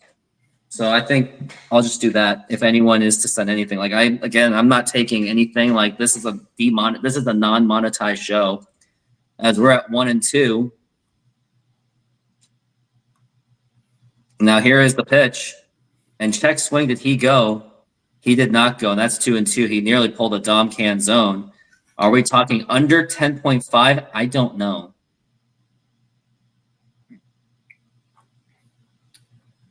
And now we're at 2-2. And now here is the pitch. Now here's going to be a ground ball, easy play, and then throw to first. And that's be in time. And the Mariners really have a knack of trying to torture me. The Mariners are also the reason why I only got like 1 hour of sleep. What about 11.5? I am not a certified gambling expert. Sorry. Can't say. And now we've got Dom Canzone up to the plate. He has taken over. Who is he taking over for? Leo Rivas. Oh my gosh. This is all I'm going to say. Yo, love these guys. And now here's Dom Canzone up to the plate. Sorry, Paid P. And now here's the pitch. And that is going to be a ball. That's going to be 1-0. And that's 1-0 so far. And now here is the pitch. And that is going to be a strike. Okay, I got a interesting trivia like yesterday, but it's pitchers. We're at 1-1. Now here's the pitch. Way outside for a ball. He's not swinging at it. And that is going to be 2-1.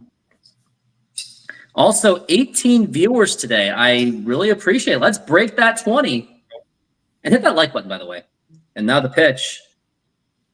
And that's going to be 2-2.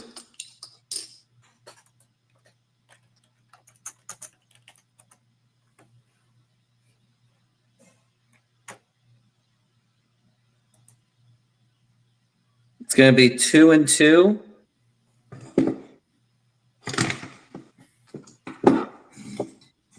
And here's the pitch. Swing and a miss, strike 3. And that is going to retire the side. It was not exactly reminiscent of it, but it makes me feel as frustrated as it. Here it is. The 0-2 pitch. You gotta love these guys. He literally just swing.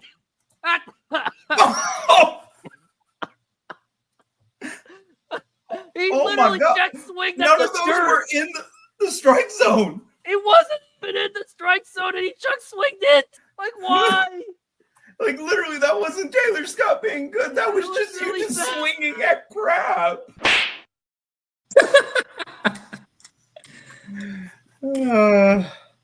21 viewers. The only thing I ask is for this. That's it. And a little bit of this. No, Everything else. And subscribe. And do not donate money today. See, that's the thing. A lot of there are YouTubers out there that be like, "Oh yeah, give me the money, donate the money." I'm like, the money. What's the money? Give me the money. And I'm like, don't donate me today. Don't even bother. Don't even use my toes. We got a bunch of guys coming up who are OFA for the day, going against Vargas. 23 viewers today. Where are these people coming from? They're just coming out of the walls. Yeah. The one thing I'll say is my rival, I don't think he's my rival. I'm not even close to his level. Northwest Sports Fanatics, 20,000 subscribers. He averaged 100 viewers per show concurrently live. I know I'm famous apparently. They came here for you. They came here. Famous apparently. Oh my gosh! Watching a homeless guy on YouTube begging for money and cursing. Money, please.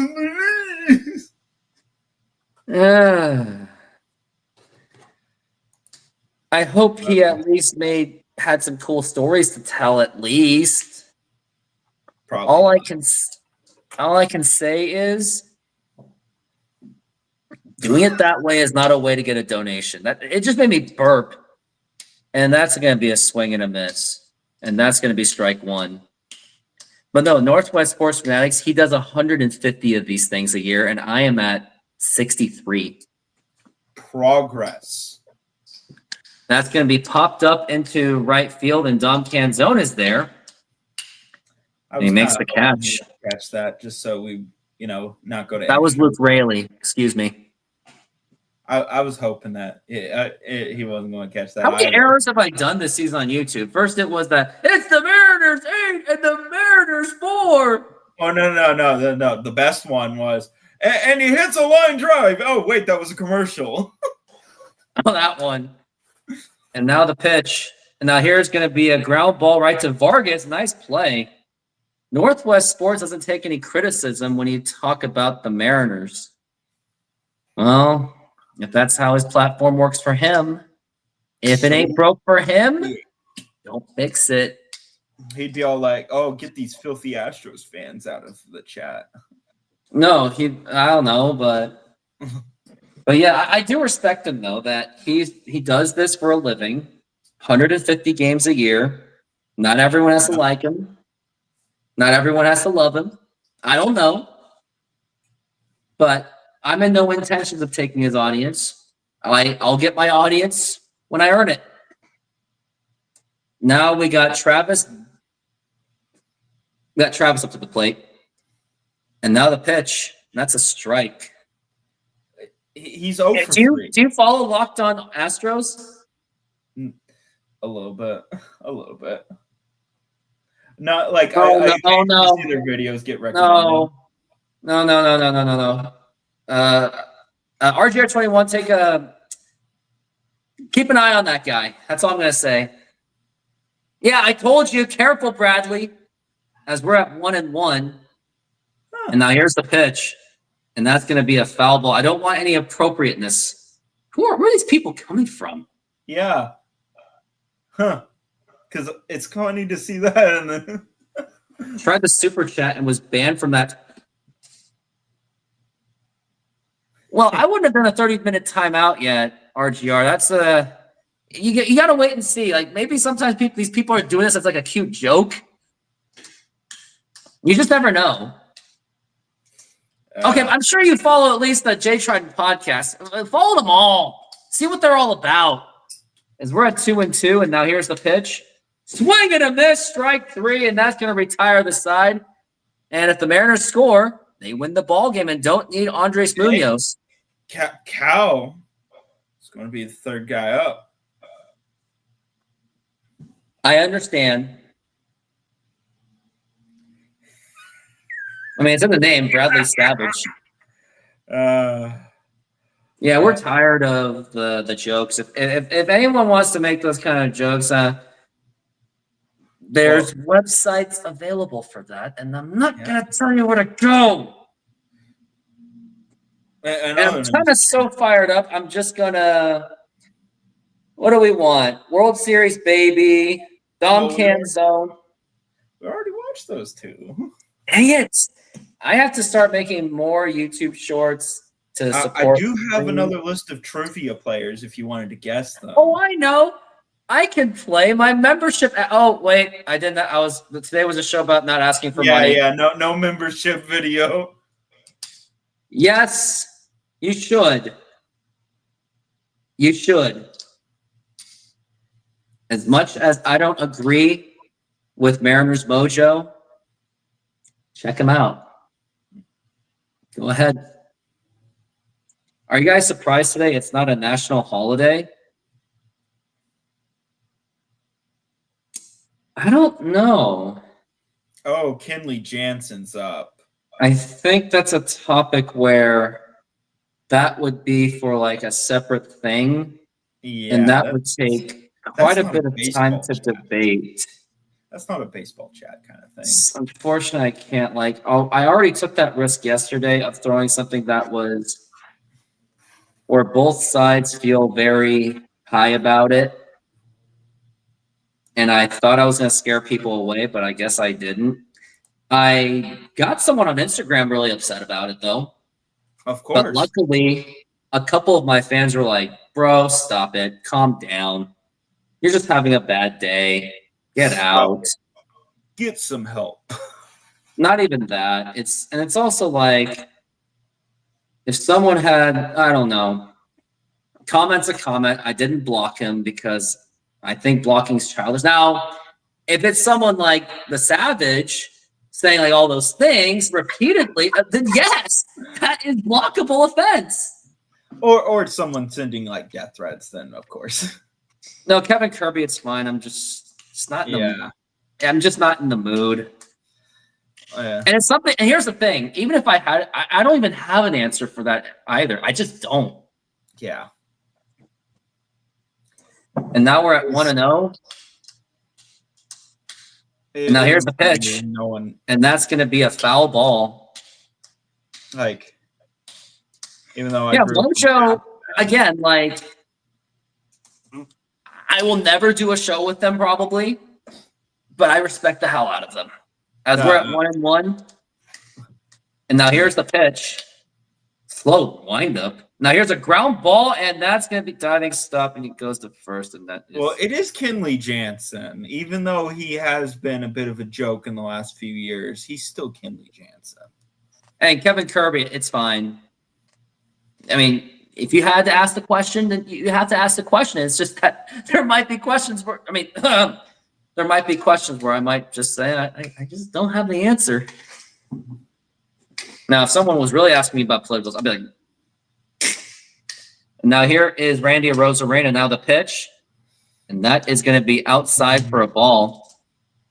Can 19 people come here. up and walk it off with a monumental home run. Yeah. So we don't go to and you better extras. hold your excitement on that because don't do what you did yesterday. Now the pitch. Hey, slow I windup. was just happy for that game to be over. I was happy. True.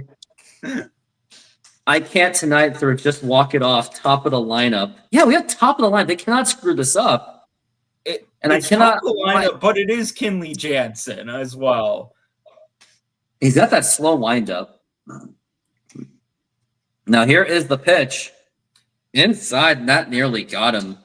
And I'm all like, Kenley Jansen has learned his lessons from the 2017 Game 5, where literally he threw the exact same pitch 23 of the 24 pitches he threw. And now we're at 2-1, and now here is the pitch. going to be. And he gets way under it, and that's going to be a foul ball. He was looking like he was going for that home run ball. Let Cal do it. You just get a walk. Get a walk. We are at 2-2.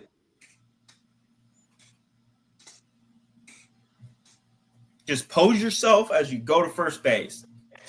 And now here's the 2-2 pitch. Way up high for a ball, 3-2.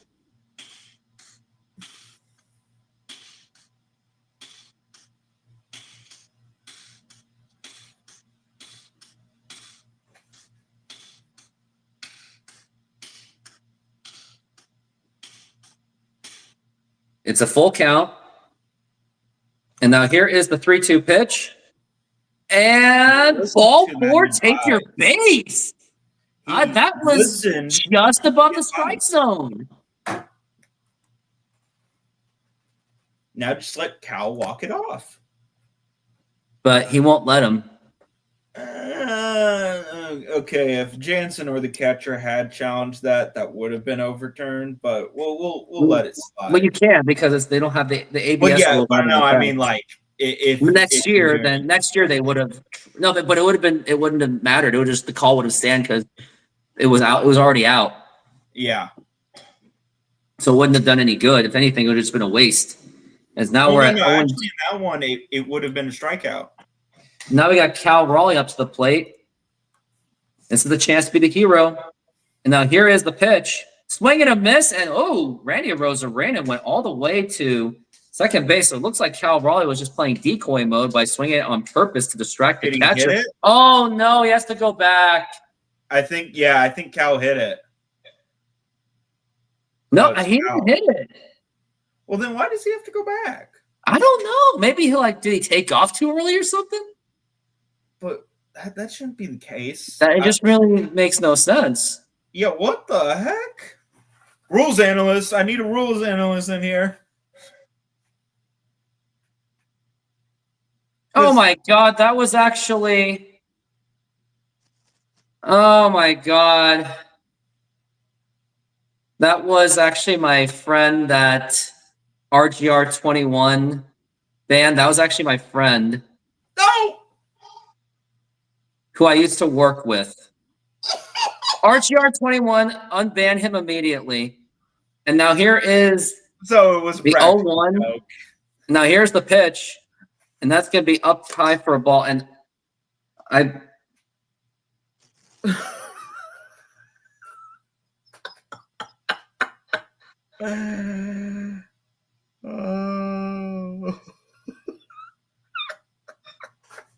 Come on, Cal. You can do it. Yeah. And now the pitch up high for a ball. He has hit a home run off of Jansen before, so he could do it.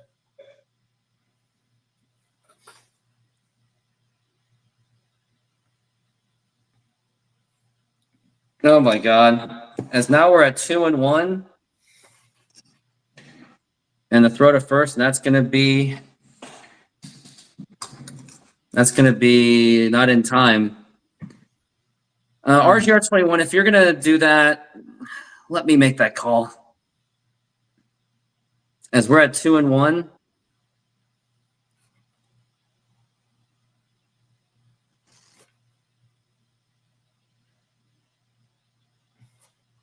And now here is the pitch. Way up high for a ball, and that is going to be 3-1.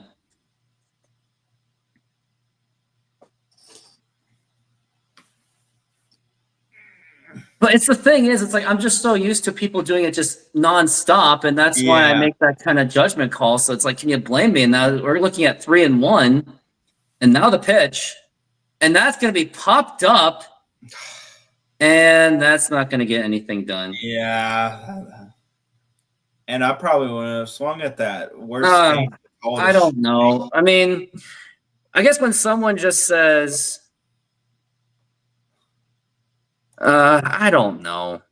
Because then it would have been just 1 out, 2 on base. And you just had a double. I know, RGR, I agree. It's just that I didn't even know that was my own friend. But he didn't tell me he was going to do this. Well, that's usually how a joke works. They usually don't. They don't And say, now here hey, is the pitch. And that's it's not going to like be an a foul onside ball. kick in the NFL where they're all like, hey, I'm going to do an onside kick. How do you He feel about already did the unsubscribe. That's the problem. I know, and I take any unsubscribing seriously. So, and he hasn't responded since. it? Oh, no. Oh, no. Oh, no.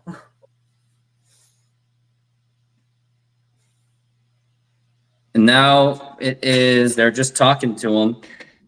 And Julio is on 2 outs. Point taken. Yeah? Is now we're at 0-1. Mm. Huh. Okay. How many pickups?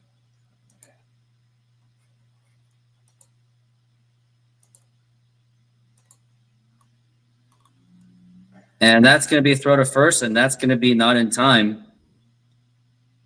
Was that the second pickoff attempt? I guess so. Pablo says need Mariners by 2. Did you make another bet? As now we're at 0-1. And now the pitch. Now here's a fly ball and foul. Foul.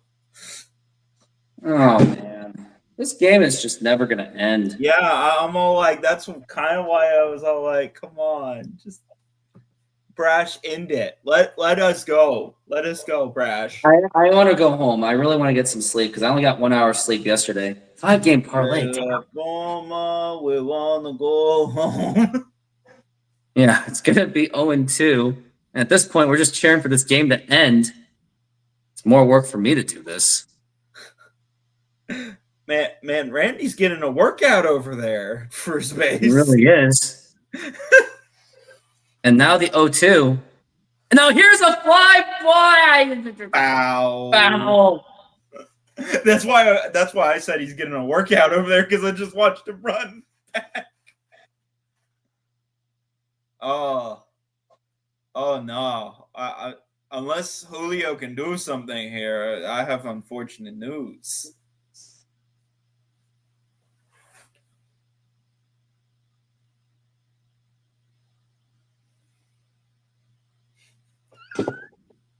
Now we're at 0-2 for Julio.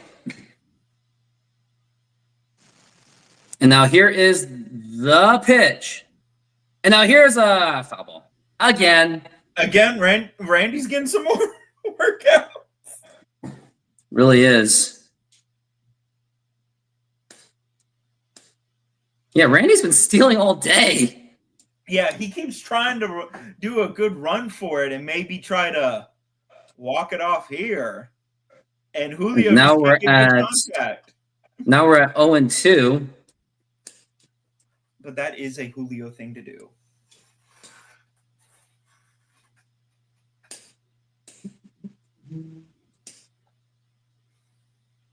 And now here is the pitch. Way up high for a ball.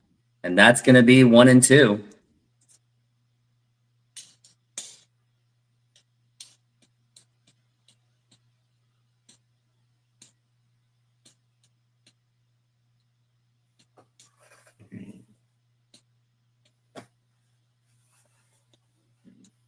I'm a Seattle fan, and Josh is a Houston fan. And now here is the 1-2 pitch. And now here's a ground ball, and that is going to go to first base and in time. Because Julio is not running his butt off. Now, maybe it's because his foot is uncomfortable because he hit a foul ball off of his foot, and it did hurt. But it's devastating. This is going to be a 15-inning game, isn't it? It is. Or are we going to go for 27 this time?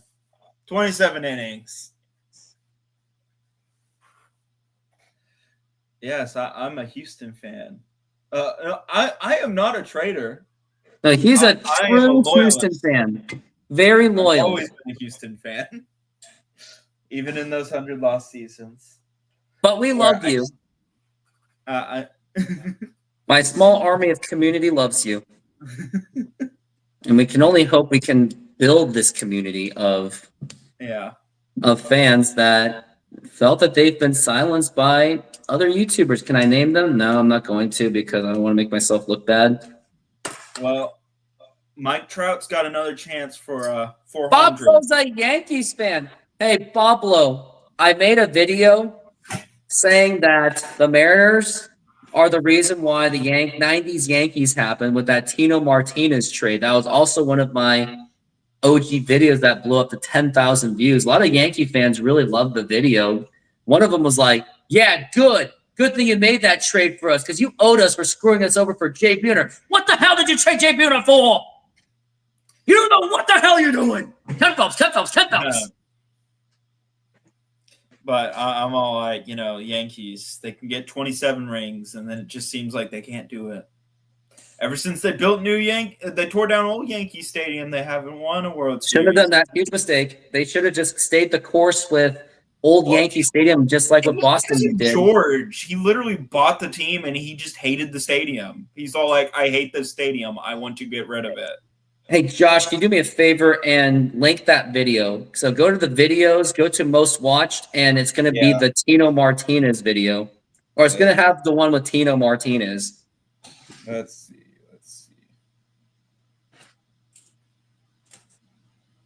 There's a channel. And now here is Andres Munoz. Wait.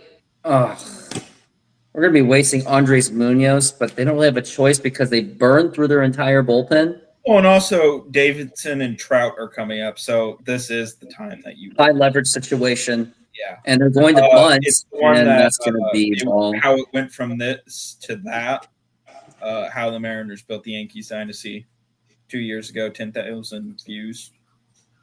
Now we're at 1-0 for Davison, and now here's the pitch, and that's going to be a bunt, and that's going to be easy play to first base. But now we've got runner on first base, and if Trout is the one that's up, the question is, do you dare just take the bat away from him? Or wait, it's not him. It's not Mike Trout yet, but I think he's getting close. So I think he's still swing. You go pitch at this guy. Okay, I don't know if it posted or not, or it got screened out. But I did try to send it.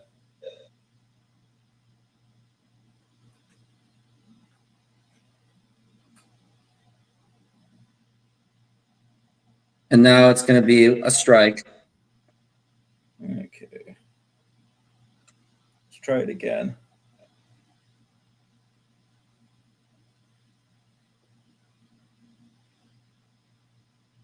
Yeah, I don't think. I think it's getting screened out by like. Yeah.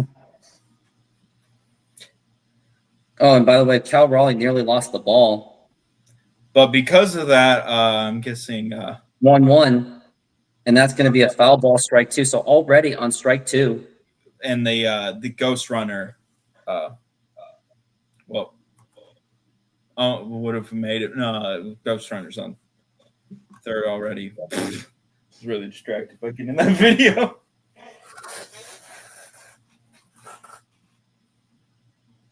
And that's going to be 2-2. Come on, Trout. 400. Trout, you got to do something. 400. 400. It's not there yet. And now the 2-2 pitch. Swing and a miss. Strike three. Come on, Trout. 400. You can do it. And now it's going to be Mike Trout up to the plate.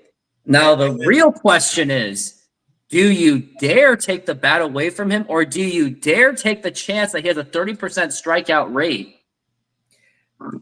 I would pitch to him because you have Neto behind Trout, and do you want to load the bases at that point? You're not going to load the bases, but you will have runners on the corner Neto as well. If you're going to and then just go for a force. Now here is Mike Trout. And now here is the pitch, way outside for a ball, and that is ball one. Come on, Mike Trout. 400 home runs. Come on. I think with Munoz, you do pitch to him. That's what RGR is saying. As we're at 1-0. Come on. And now 400. here is the pitch. And that's going to be in there for a strike. And that's going to be 1-1. These have been like the longest 3 days of my YouTube season. Mike Trout, can you end the misery, please? Can you just end it with 400? The 1-1. And that is a strike too. So let's see if we can just complete this. It's going to be a 1-2. And if I were the fans, you should be standing up. Get your asses out of your seats and cheer on Andres Munoz. As we're at 1-2.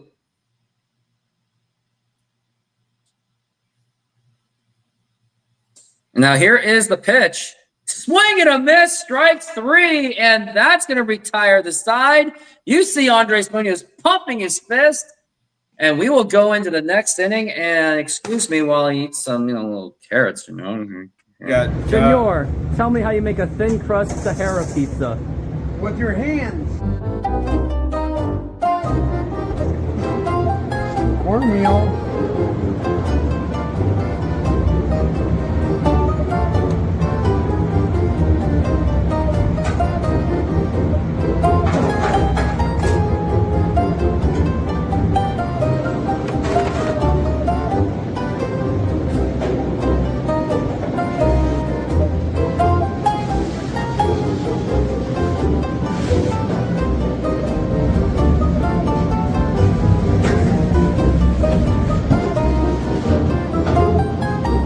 Hello, baseball fans. I'm excited to announce that we are still offering 50% off pizza and 25% off bowling Monday and Tuesdays. Head on over to Snoqualmie Sahara Pizza. This deal will go through May. And that's how you make a Sahara pizza. Beautiful thing.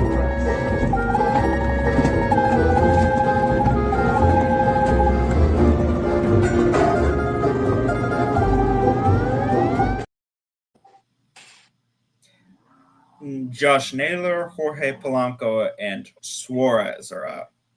So that means Julio is at second base. So that's a pretty good chance. If he puts in the effort, that means you could get it. And could win. Now, I will say one problem. They have combined for 1 for 16, these 3 guys. Yeah, and we are back from the break, and now it is Josh Naylor going to be up to the plate. And Kenley Jansen was pulled, so it's Robert Stevenson. And that's going to be – and by the way, if the Mariners win this game, they'll be tied for the division. And I want them to win this game, but I just want this game to be over with in the first place. I don't want another, 13 innings? Hey, it could be worse. I've watched a 19-inning Mariner game, and we watched an 18-inning Mariner Astros game together, too. Imagine if we did a show together on that. We'd have been tired. And wait, what is going on? What is the conversation about? With Stevenson, maybe Kevin set too soon. Stevenson came in set too soon, I guess. Oh, did he balk? No, he did not balk. The umpire was just mad at him for whatever reason. Oh, but yeah, here is Josh Naylor up to the plate. I know what you mean. Now here is that would have been great. Low for a ball. Why is he? Josh Naylor literally did this again. The 0-2 pitch. You gotta love these guys. He literally just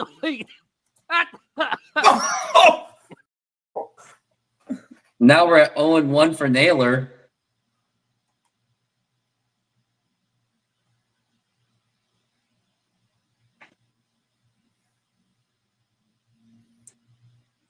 And now the pitch. Now here's going to be a ground ball, and that is going to go to first base. Naylor didn't even run that. Yeah. They're wondering if there's like an interference, and actually Naylor gets to first base. What? Naylor got to first and third. Naylor got to first. Oh, catcher's interference. Catcher's interference. Unbelievable. Because it was saying foul, and that's why Julio went back to second. But then it was a catcher's interference. Wow. You never see catcher's interference. It's like one of the He rarest hit his outcomes. glove off. I just hope the catcher's okay, though. Yeah. Because, well, and that would explain why he was walking, because he's all like, Now here is Polanco is going for the bunt, and I think he's kind of the last guy you want to bunt, honestly. I would rather. It's not a bad idea here. Yeah, with Julio's feet, maybe. And by the way, there's runners on first and second, not first and third. And now here is the pitch. And that's going to be popped up, and that's not going to get anything done. Hey, he should have bunted. He should have bunted there. You know what?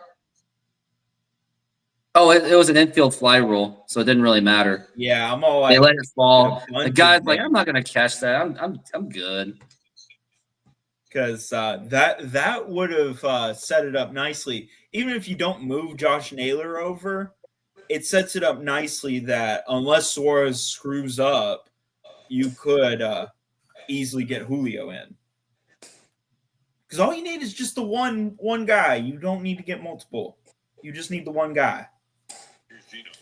Now here's Eugenio Suarez, now the pitch. And that is a strike. And just by one good swing at the bat, that can easily get Julio Rodriguez home. It's just unfortunate that Julio couldn't get to third base, but at least the Mariners did get out. Because of the catcher's interference, unfortunately, there. Yeah, so if anything, that could have been a detriment. And now here's the pitch. And that's going to be a strike, and no one's running on that. It's going to be 0-2.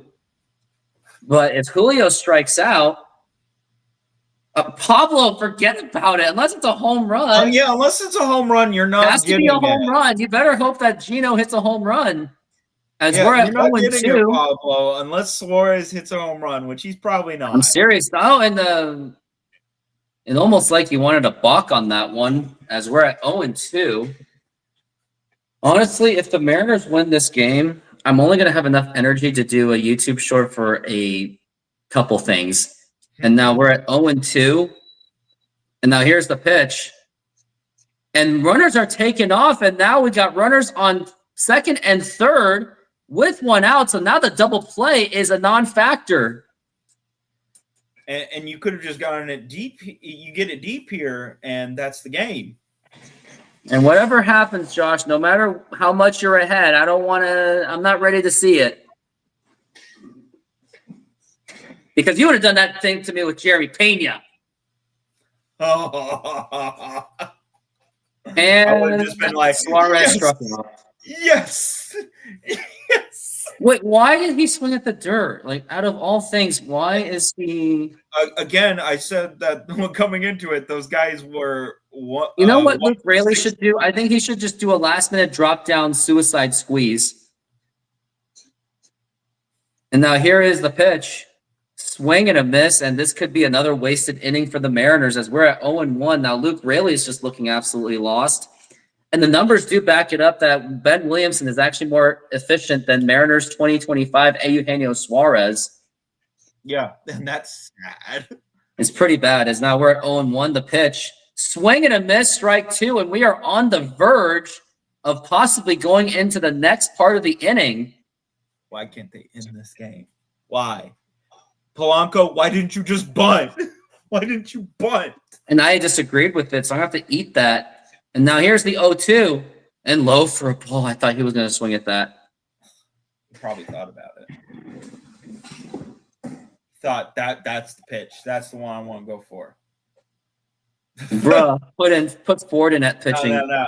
RGR. Put in Altuve at pitching. Remember, Mike Ford was pitching, and that's when you did the 50 Shades thing.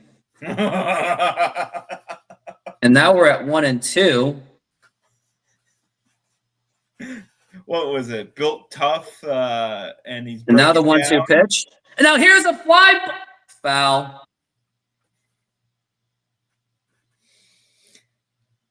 Skull emoji. Also, I have a story about the whole 50 Shades of Grey if we get into commercial break or after this game. Doesn't involve me or anything, but it involves one of my ex-coworkers from Best Buy, and it was a funny story. And I think everyone's going to love it. As now we're at 1-2, and the pitch. And that is a foul ball again, and Luke Raley is just trying to stay alive.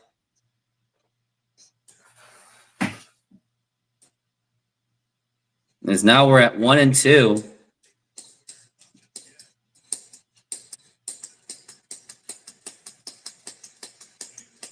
We're at 1-2. And now the pitch. Give me just a moment.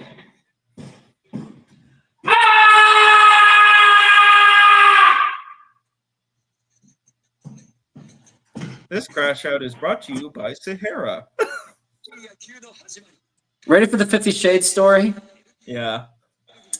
So this customer was picked. He just happened to order 50 Shades of Grey for a store pickup. Out of all things, why would you do that for a store pickup, especially if you're a dude? And Luke Raley struck out, by the way. Yeah. And I gotta save that.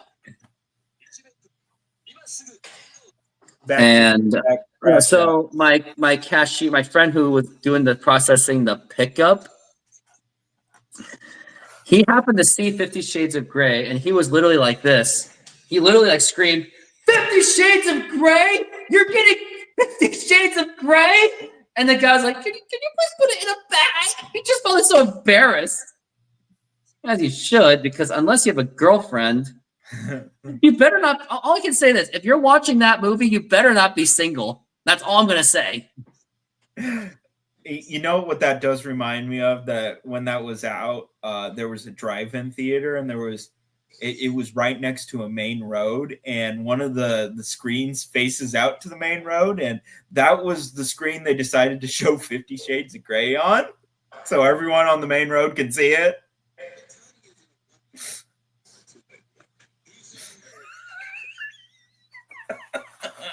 Hey, look at this comment.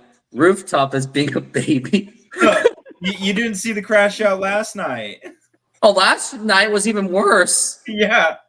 That's why I think you need to clip both of them together, back-to-back crash outs. Rooftop meltdowns. Just make a blooper video at the end of the season, and it's full of all the meltdowns and bloopers. Oh, Luke Jackson is back on the mound as we are back from the break. So I guess this is what the Mariners are saying. This is it. We're just gonna go with it. Now here is Mike Trout at second base. We got Zach Neto, and now here's the pitch going to bunt, and he lays it down in a beauty in the throw to first, and that is in time. But now you got Mike Trout at third base. That's what Polanco should have done, because that would have changed your whole dynamic. Because Suarez wouldn't have been swinging for the fences; he would have just been swinging to go deep to the warning track, and he might have actually, done something. He also didn't have to do a really bad swing. He's been doing doing that. But yeah, situational wise, maybe they should have. But poor Polanco hasn't really been much of a bunting guy. Yeah, it would have been better than what he did. Where he just infield fly rule. It was so bad that the Angels were being so condescending about it that they just let it drop. Well, no, it would have been funny if the umps hadn't called an infield fly rule and like everyone noticed that, and then they just dropped it and that would have been a John Boy Media thing. Oh, there's now two guys on. They walked Luke Jackson, not surprising there. Moncada. Oh, wait. Yeah. Clip that. No, I'm good. That's not really much of a clipping. There's not really much context to it. But the one with the strikeout deserves and I'll be like, I'll be right back.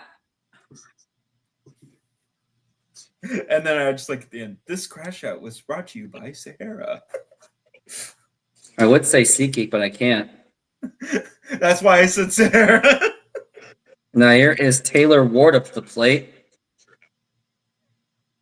And now here is the pitch. And that's going to be right in there for a strike.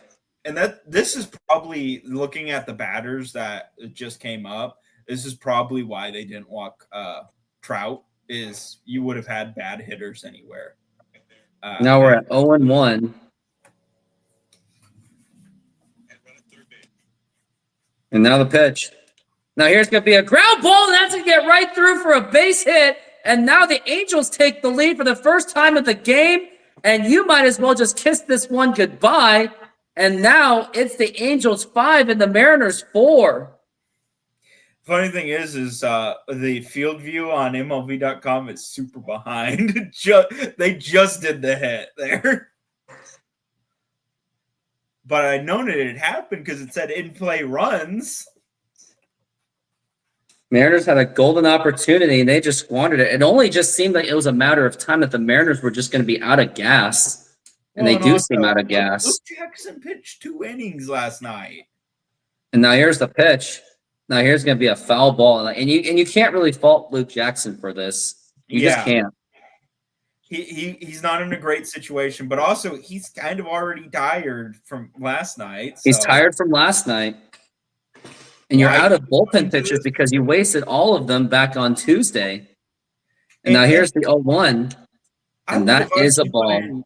Hancock, because you know he can go a bit longer. And look, my numbers just, well, okay, I thought it was dying for a second, but it's still hanging at 16. Well, since it is just 1, the Mariners might find a way to tie it just to mess with us some more. The 1-1, low for a ball, and that's going to be 2-1.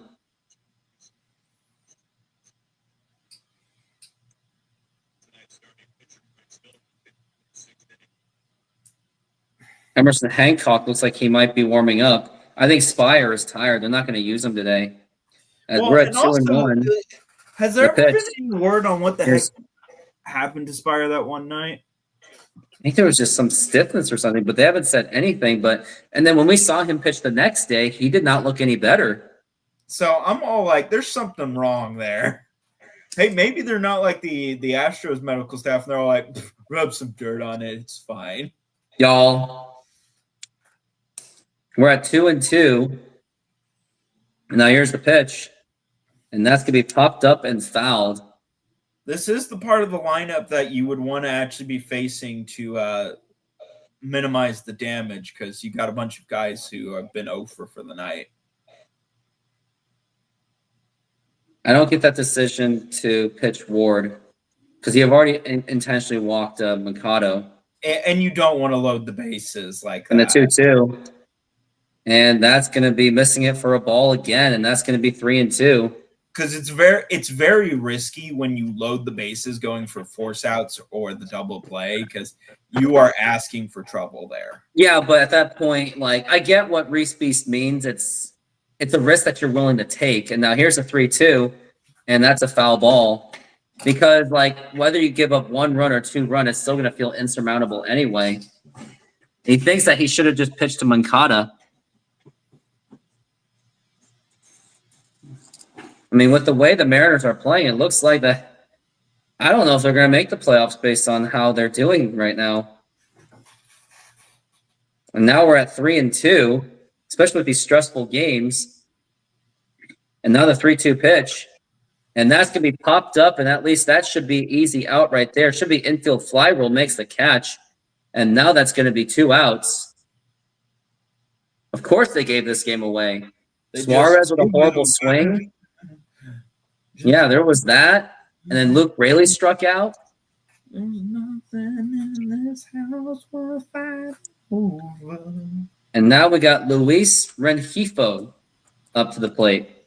Another person you really want to be up here because he's 0 for 4.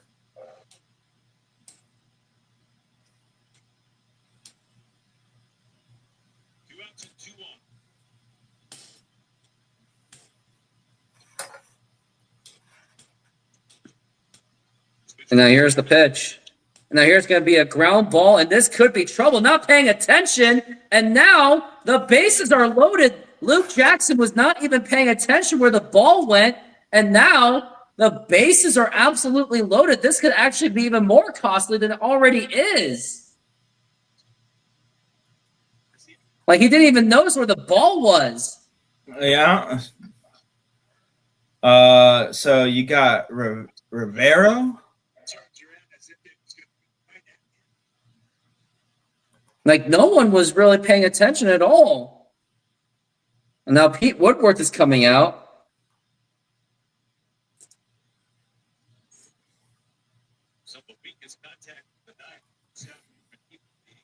That's the thing. I lost that Monday softball game with weak contact. They were just not even like impressive hits. Like,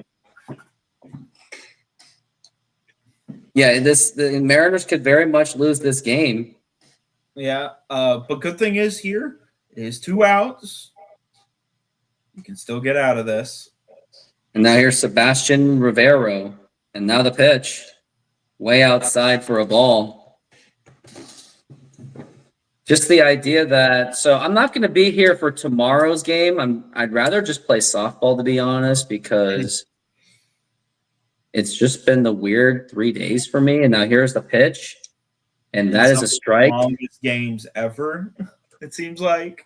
And I have 2 softball games. I'd rather just get things out of my system, which is more healthy. But Saturday I should be back, and Sunday I'll be doing a double header. Like Seahawks and the Mariners. Now the pitch, and that is a foul ball. And now we got 1-2.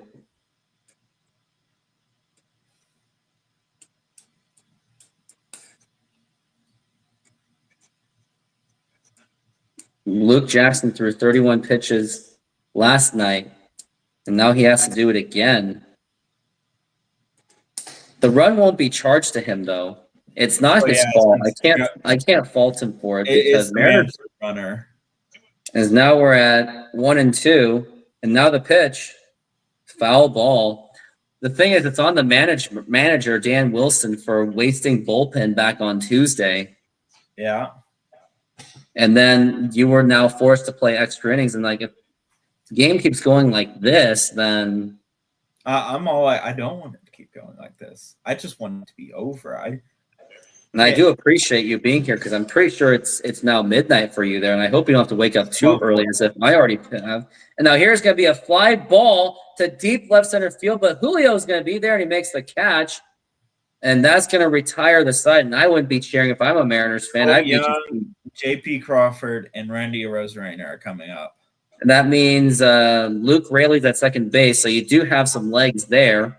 So with one simple swing of the bat, you can actually get Luke Raley home. And then you would think that maybe JP with some clutch maybe can make something happen. If not, maybe Rando, the El Rando Brando. If they're not going to win this game, don't score. Just let the game be over. Either way. Fairly. So the best way to win this game is that Cole Young just has to hit something really good. That would score the runner in. Reese Beast. Ground out, strike out, pop out. Oh, Reese Beast. No. If that ends up happening, I'm all like, Reese Beast, what are the next lottery numbers? The thing is, what I'm thinking is, no, what I've thought is, like,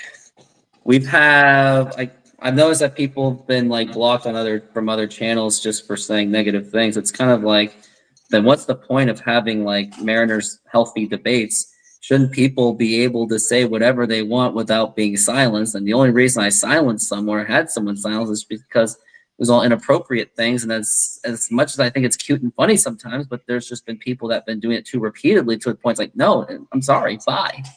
But the point is, it's like people should be allowed to say whatever they want about the Mariners. Hey, if someone wants to say they should have kept Scott Service rather than Dan Wilson, you can say that too. And all I ask is, I want to know why. You can say anything. You just don't mention feet. So we got Peralta in as the pitcher. They still haven't updated his photo. He still has his old White Sox photo. That's a good point. Just have Cole Young bunt. Yeah. Like you should have had Polanco punt. But, My magic number would be 80 to get to Northwest Sports Fanatics level for like, imagine if I get into the hundreds. That would be the dream. Yeah. And now they are inviting you to the show. If someone invites me, I'm going to decline. Sorry. Now here is Mitch Garver up to the plate. Like, wait, what are you doing? What? And now here's the pitch. Please let this game be over. This Please game is going to be over. I almost want to shut this off. Please let it be over. What are they? Are they make like the double play? Are they like tanking this game? It's over. What are they doing? Make it a double play so the game. To end my misery, the pitch. Now here's a ground ball, and that's a foul ball. And good thing it was a foul ball.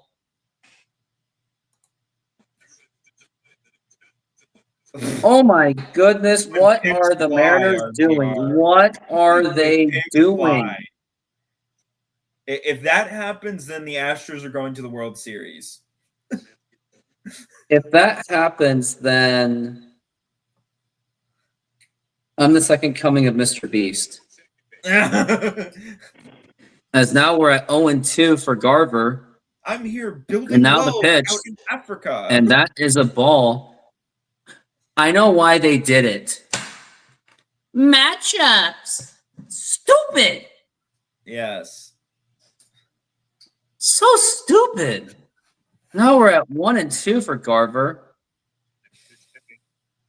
And now the pitch.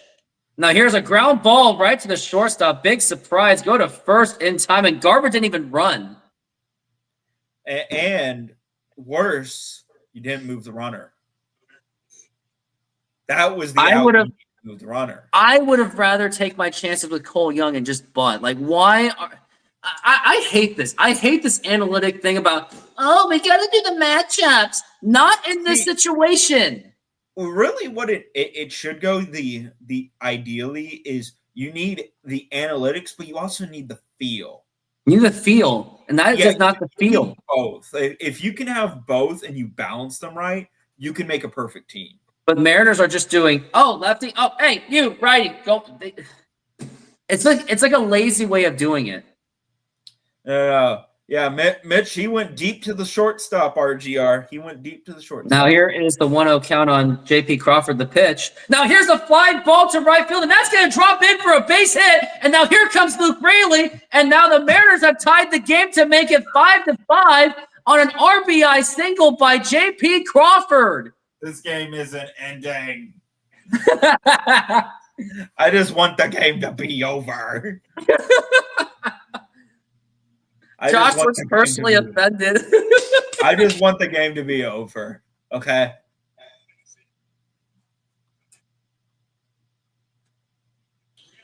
Because we all know what's going to happen. Randy's probably going to hit into a double play, and then they'll go to the next inning because we can't, And now here is Randy Arozarena, now the pitch. And that's going to be in there for a strike. It's like the Mariners are back in business once again. And now we're at 0-1. And now here we're at 0-1. 2 singles, 2 walks, a run, and a stolen base. Good game for Randy. 2 for 3. Now the throwback to first, and that's going to be not in time. Well, no. Randy has like 10 stolen bases in this game. Just most of them were taken out because they were fouls. Oh, yeah, that's a good point. Now we're at 0-1. And now here's the pitch. And now here's going to go to second base, and it gets away. And now we got the runner in scoring position again, and the double play is eliminated. Unless the Mariners do something really stupid. We could have gone to third. Yeah, but he didn't really have it. I don't think he was going to make it. Yeah.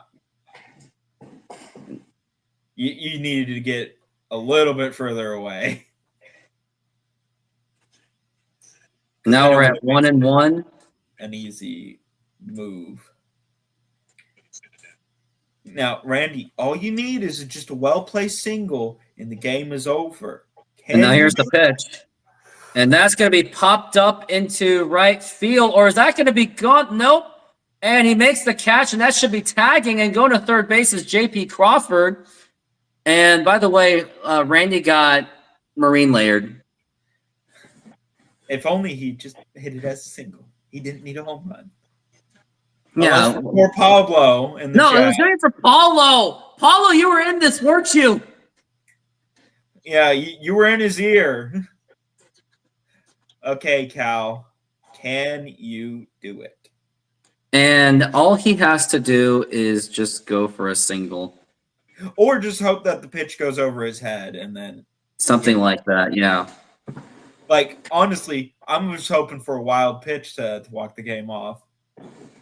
Well, A balk win, a balk off. A balk off. I like that. They do happen, and they are hilarious to watch. Like there are relievers who have literally lost the game, yet they never threw a pitch because they balked. Oh, I'm not man, going to do they bat for Cal. They're going to leave it to Julio. They're going to let Julio do it, and we all know we've seen this. We all have seen this before. Well, no matter what happens, I just want to say to everyone, thank you for being on my show, and thank you for being part of my moment of silence. No, they're going for the force.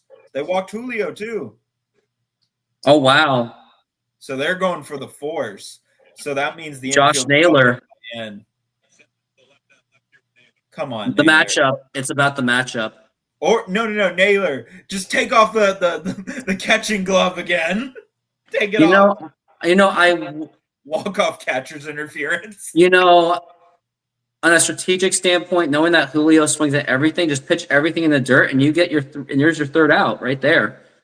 But I'm all like Naylor. If it gets close to you, take one for the team. The WRC plus is really, really close. So either way, they're taking that risk. But it is Josh Naylor who is 0 for 4. And now here is the pitch. And now that's going to be a foul ball. That looked really close and really good. Naylor, just take one for the team. Just let it bounce You off. say that now, but we're talking 95 pluses, though. Take one for the team. The game's over then. You can go rest. You can go rest. You say that, but then we're talking about career implications and injuries. You just can't take that risk. You're fine. And now we're at 0-1. Now here's the pitch. Swing and a miss, strike 2. And what is more likely, me screaming over there, or do you think it is the fact that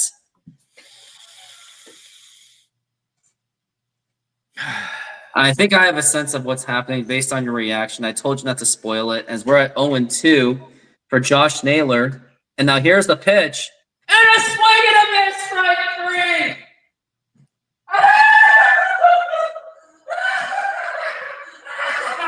AP Crawford, why did you swing at that? Why didn't you just get out? Why did you just get out and just be over with this game? This crash out is brought to you by Sahara Pizza.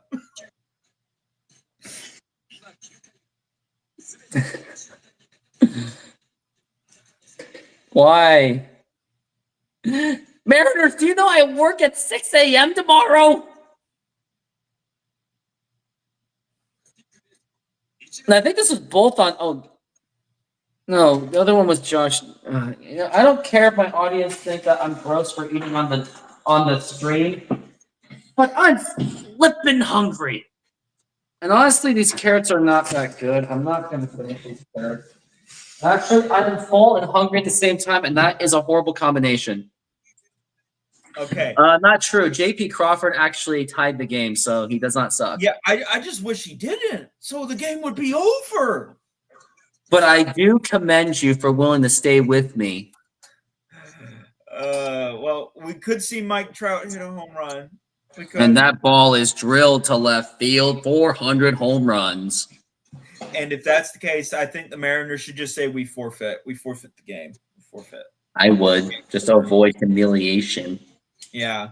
Don't even spoil Mike Trout's moment. Just say we forfeit the game. The game's over. So he can have that moment celebrating his 400th home run. The moment I saw your expression, I was like, Naylor struck out, didn't he? Yes. And I was just all like go.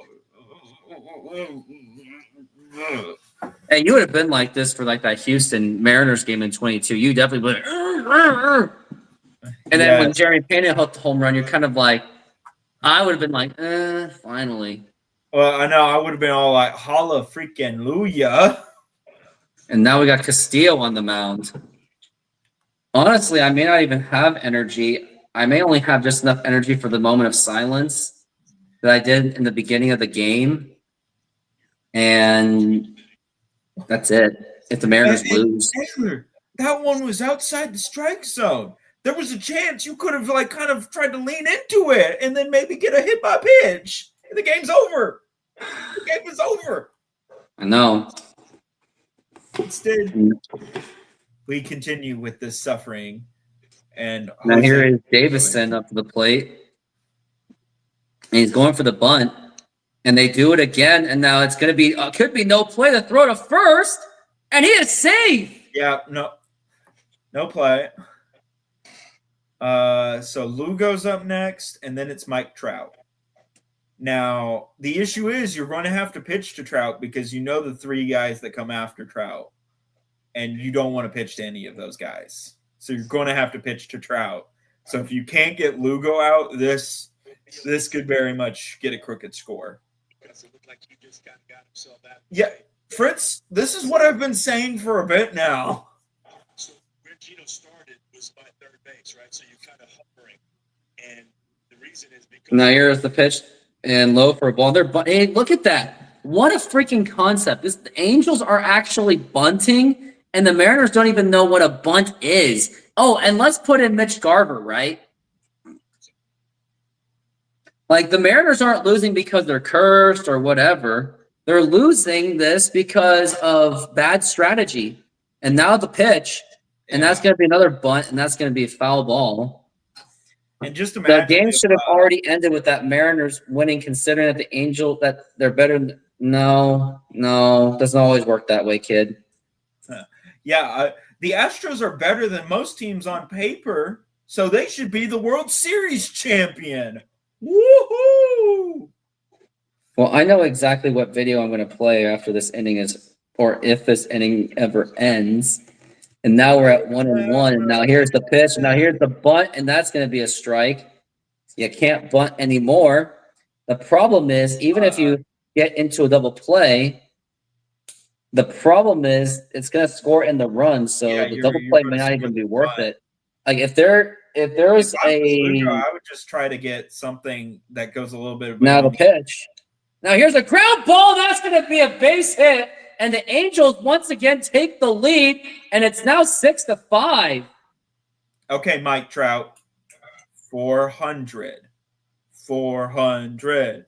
400. 400. 400. That's the only thing we can root for here. 400. How does JP not get that? That's what I want to know too. No, and even if he made that play, the game to continue. He wants pain. That's what he wants. And yet he's going to play the victim when he gets his job taken by Colt Emerson. He's going to. He will. I did everything for this team, and they just took it away from me. Oh, he'll say more than just that. Trust me. I know. And now the pitch, and that's going to be a ball. Jose Castillo, pitch to Mike Trout. Come on. He doesn't want to. Come on, let him get his 400th. Honestly, if this game ends and the Mariners lose, I'm just going to do the moment of silence. That will be a highlight moment as Mike Trout gets 400. Come on. Honestly, it would at this point, and I would totally YouTube short that. Come on, Jose Castillo. Actually pitch to him. We're at 2-0. I'm going to guess there's probably some fans there with their phones out with Trout there. Now we're at 2-0.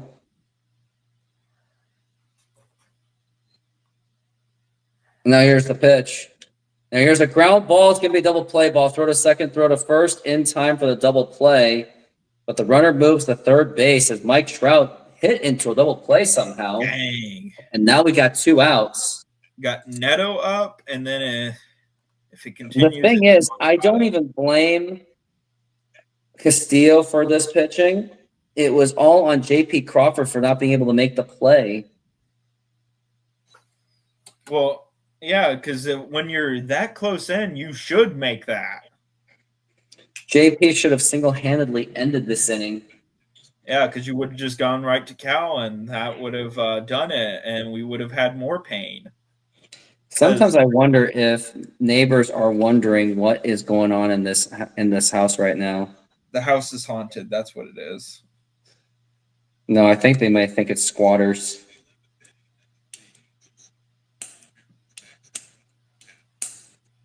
Honestly, I feel so down from this. It's like, I don't know. Neto's been walked.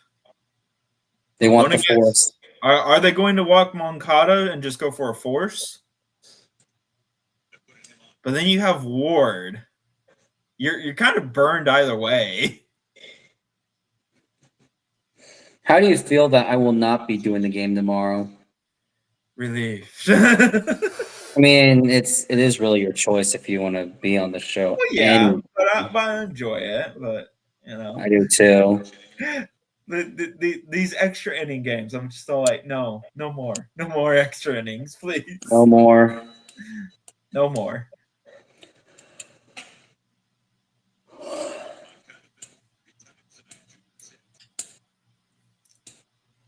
No, just intentionally walk the next two guys, scoring a run by intentionally walking. But he makes that one. J.P. Crawford should have single-handedly ended the inning. And the throw to first. And that's going to be not in time.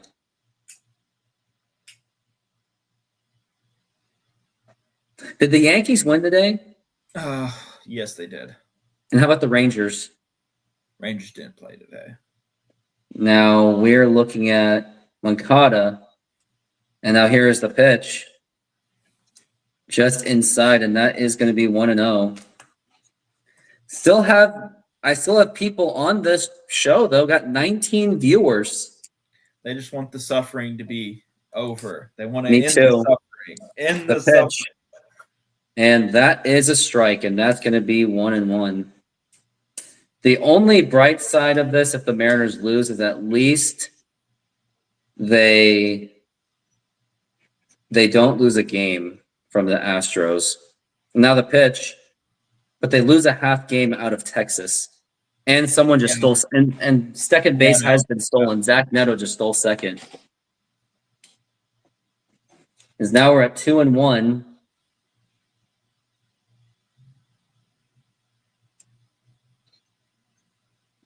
Now here's the pitch. Swing and a miss, strike two.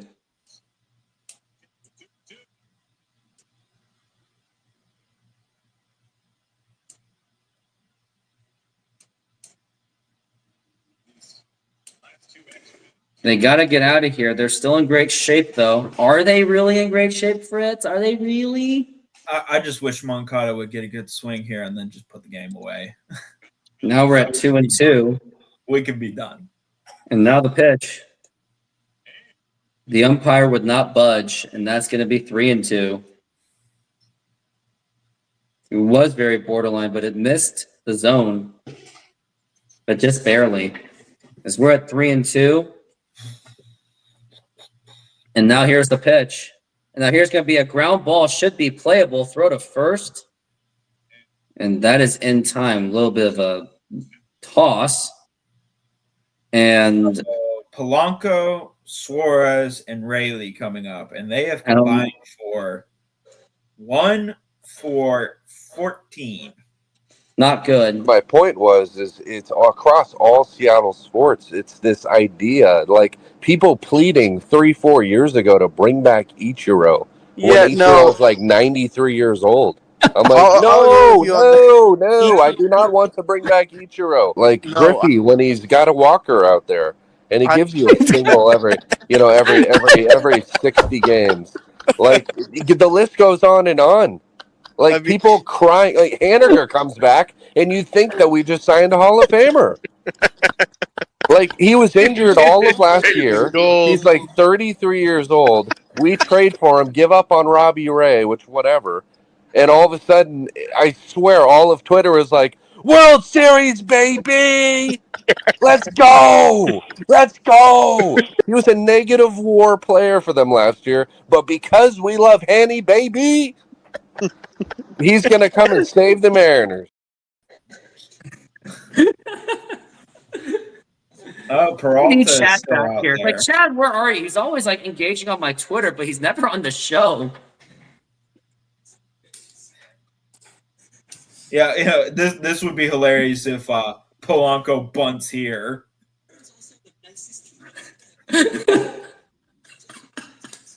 I love these guys. You gotta love these guys on the chat.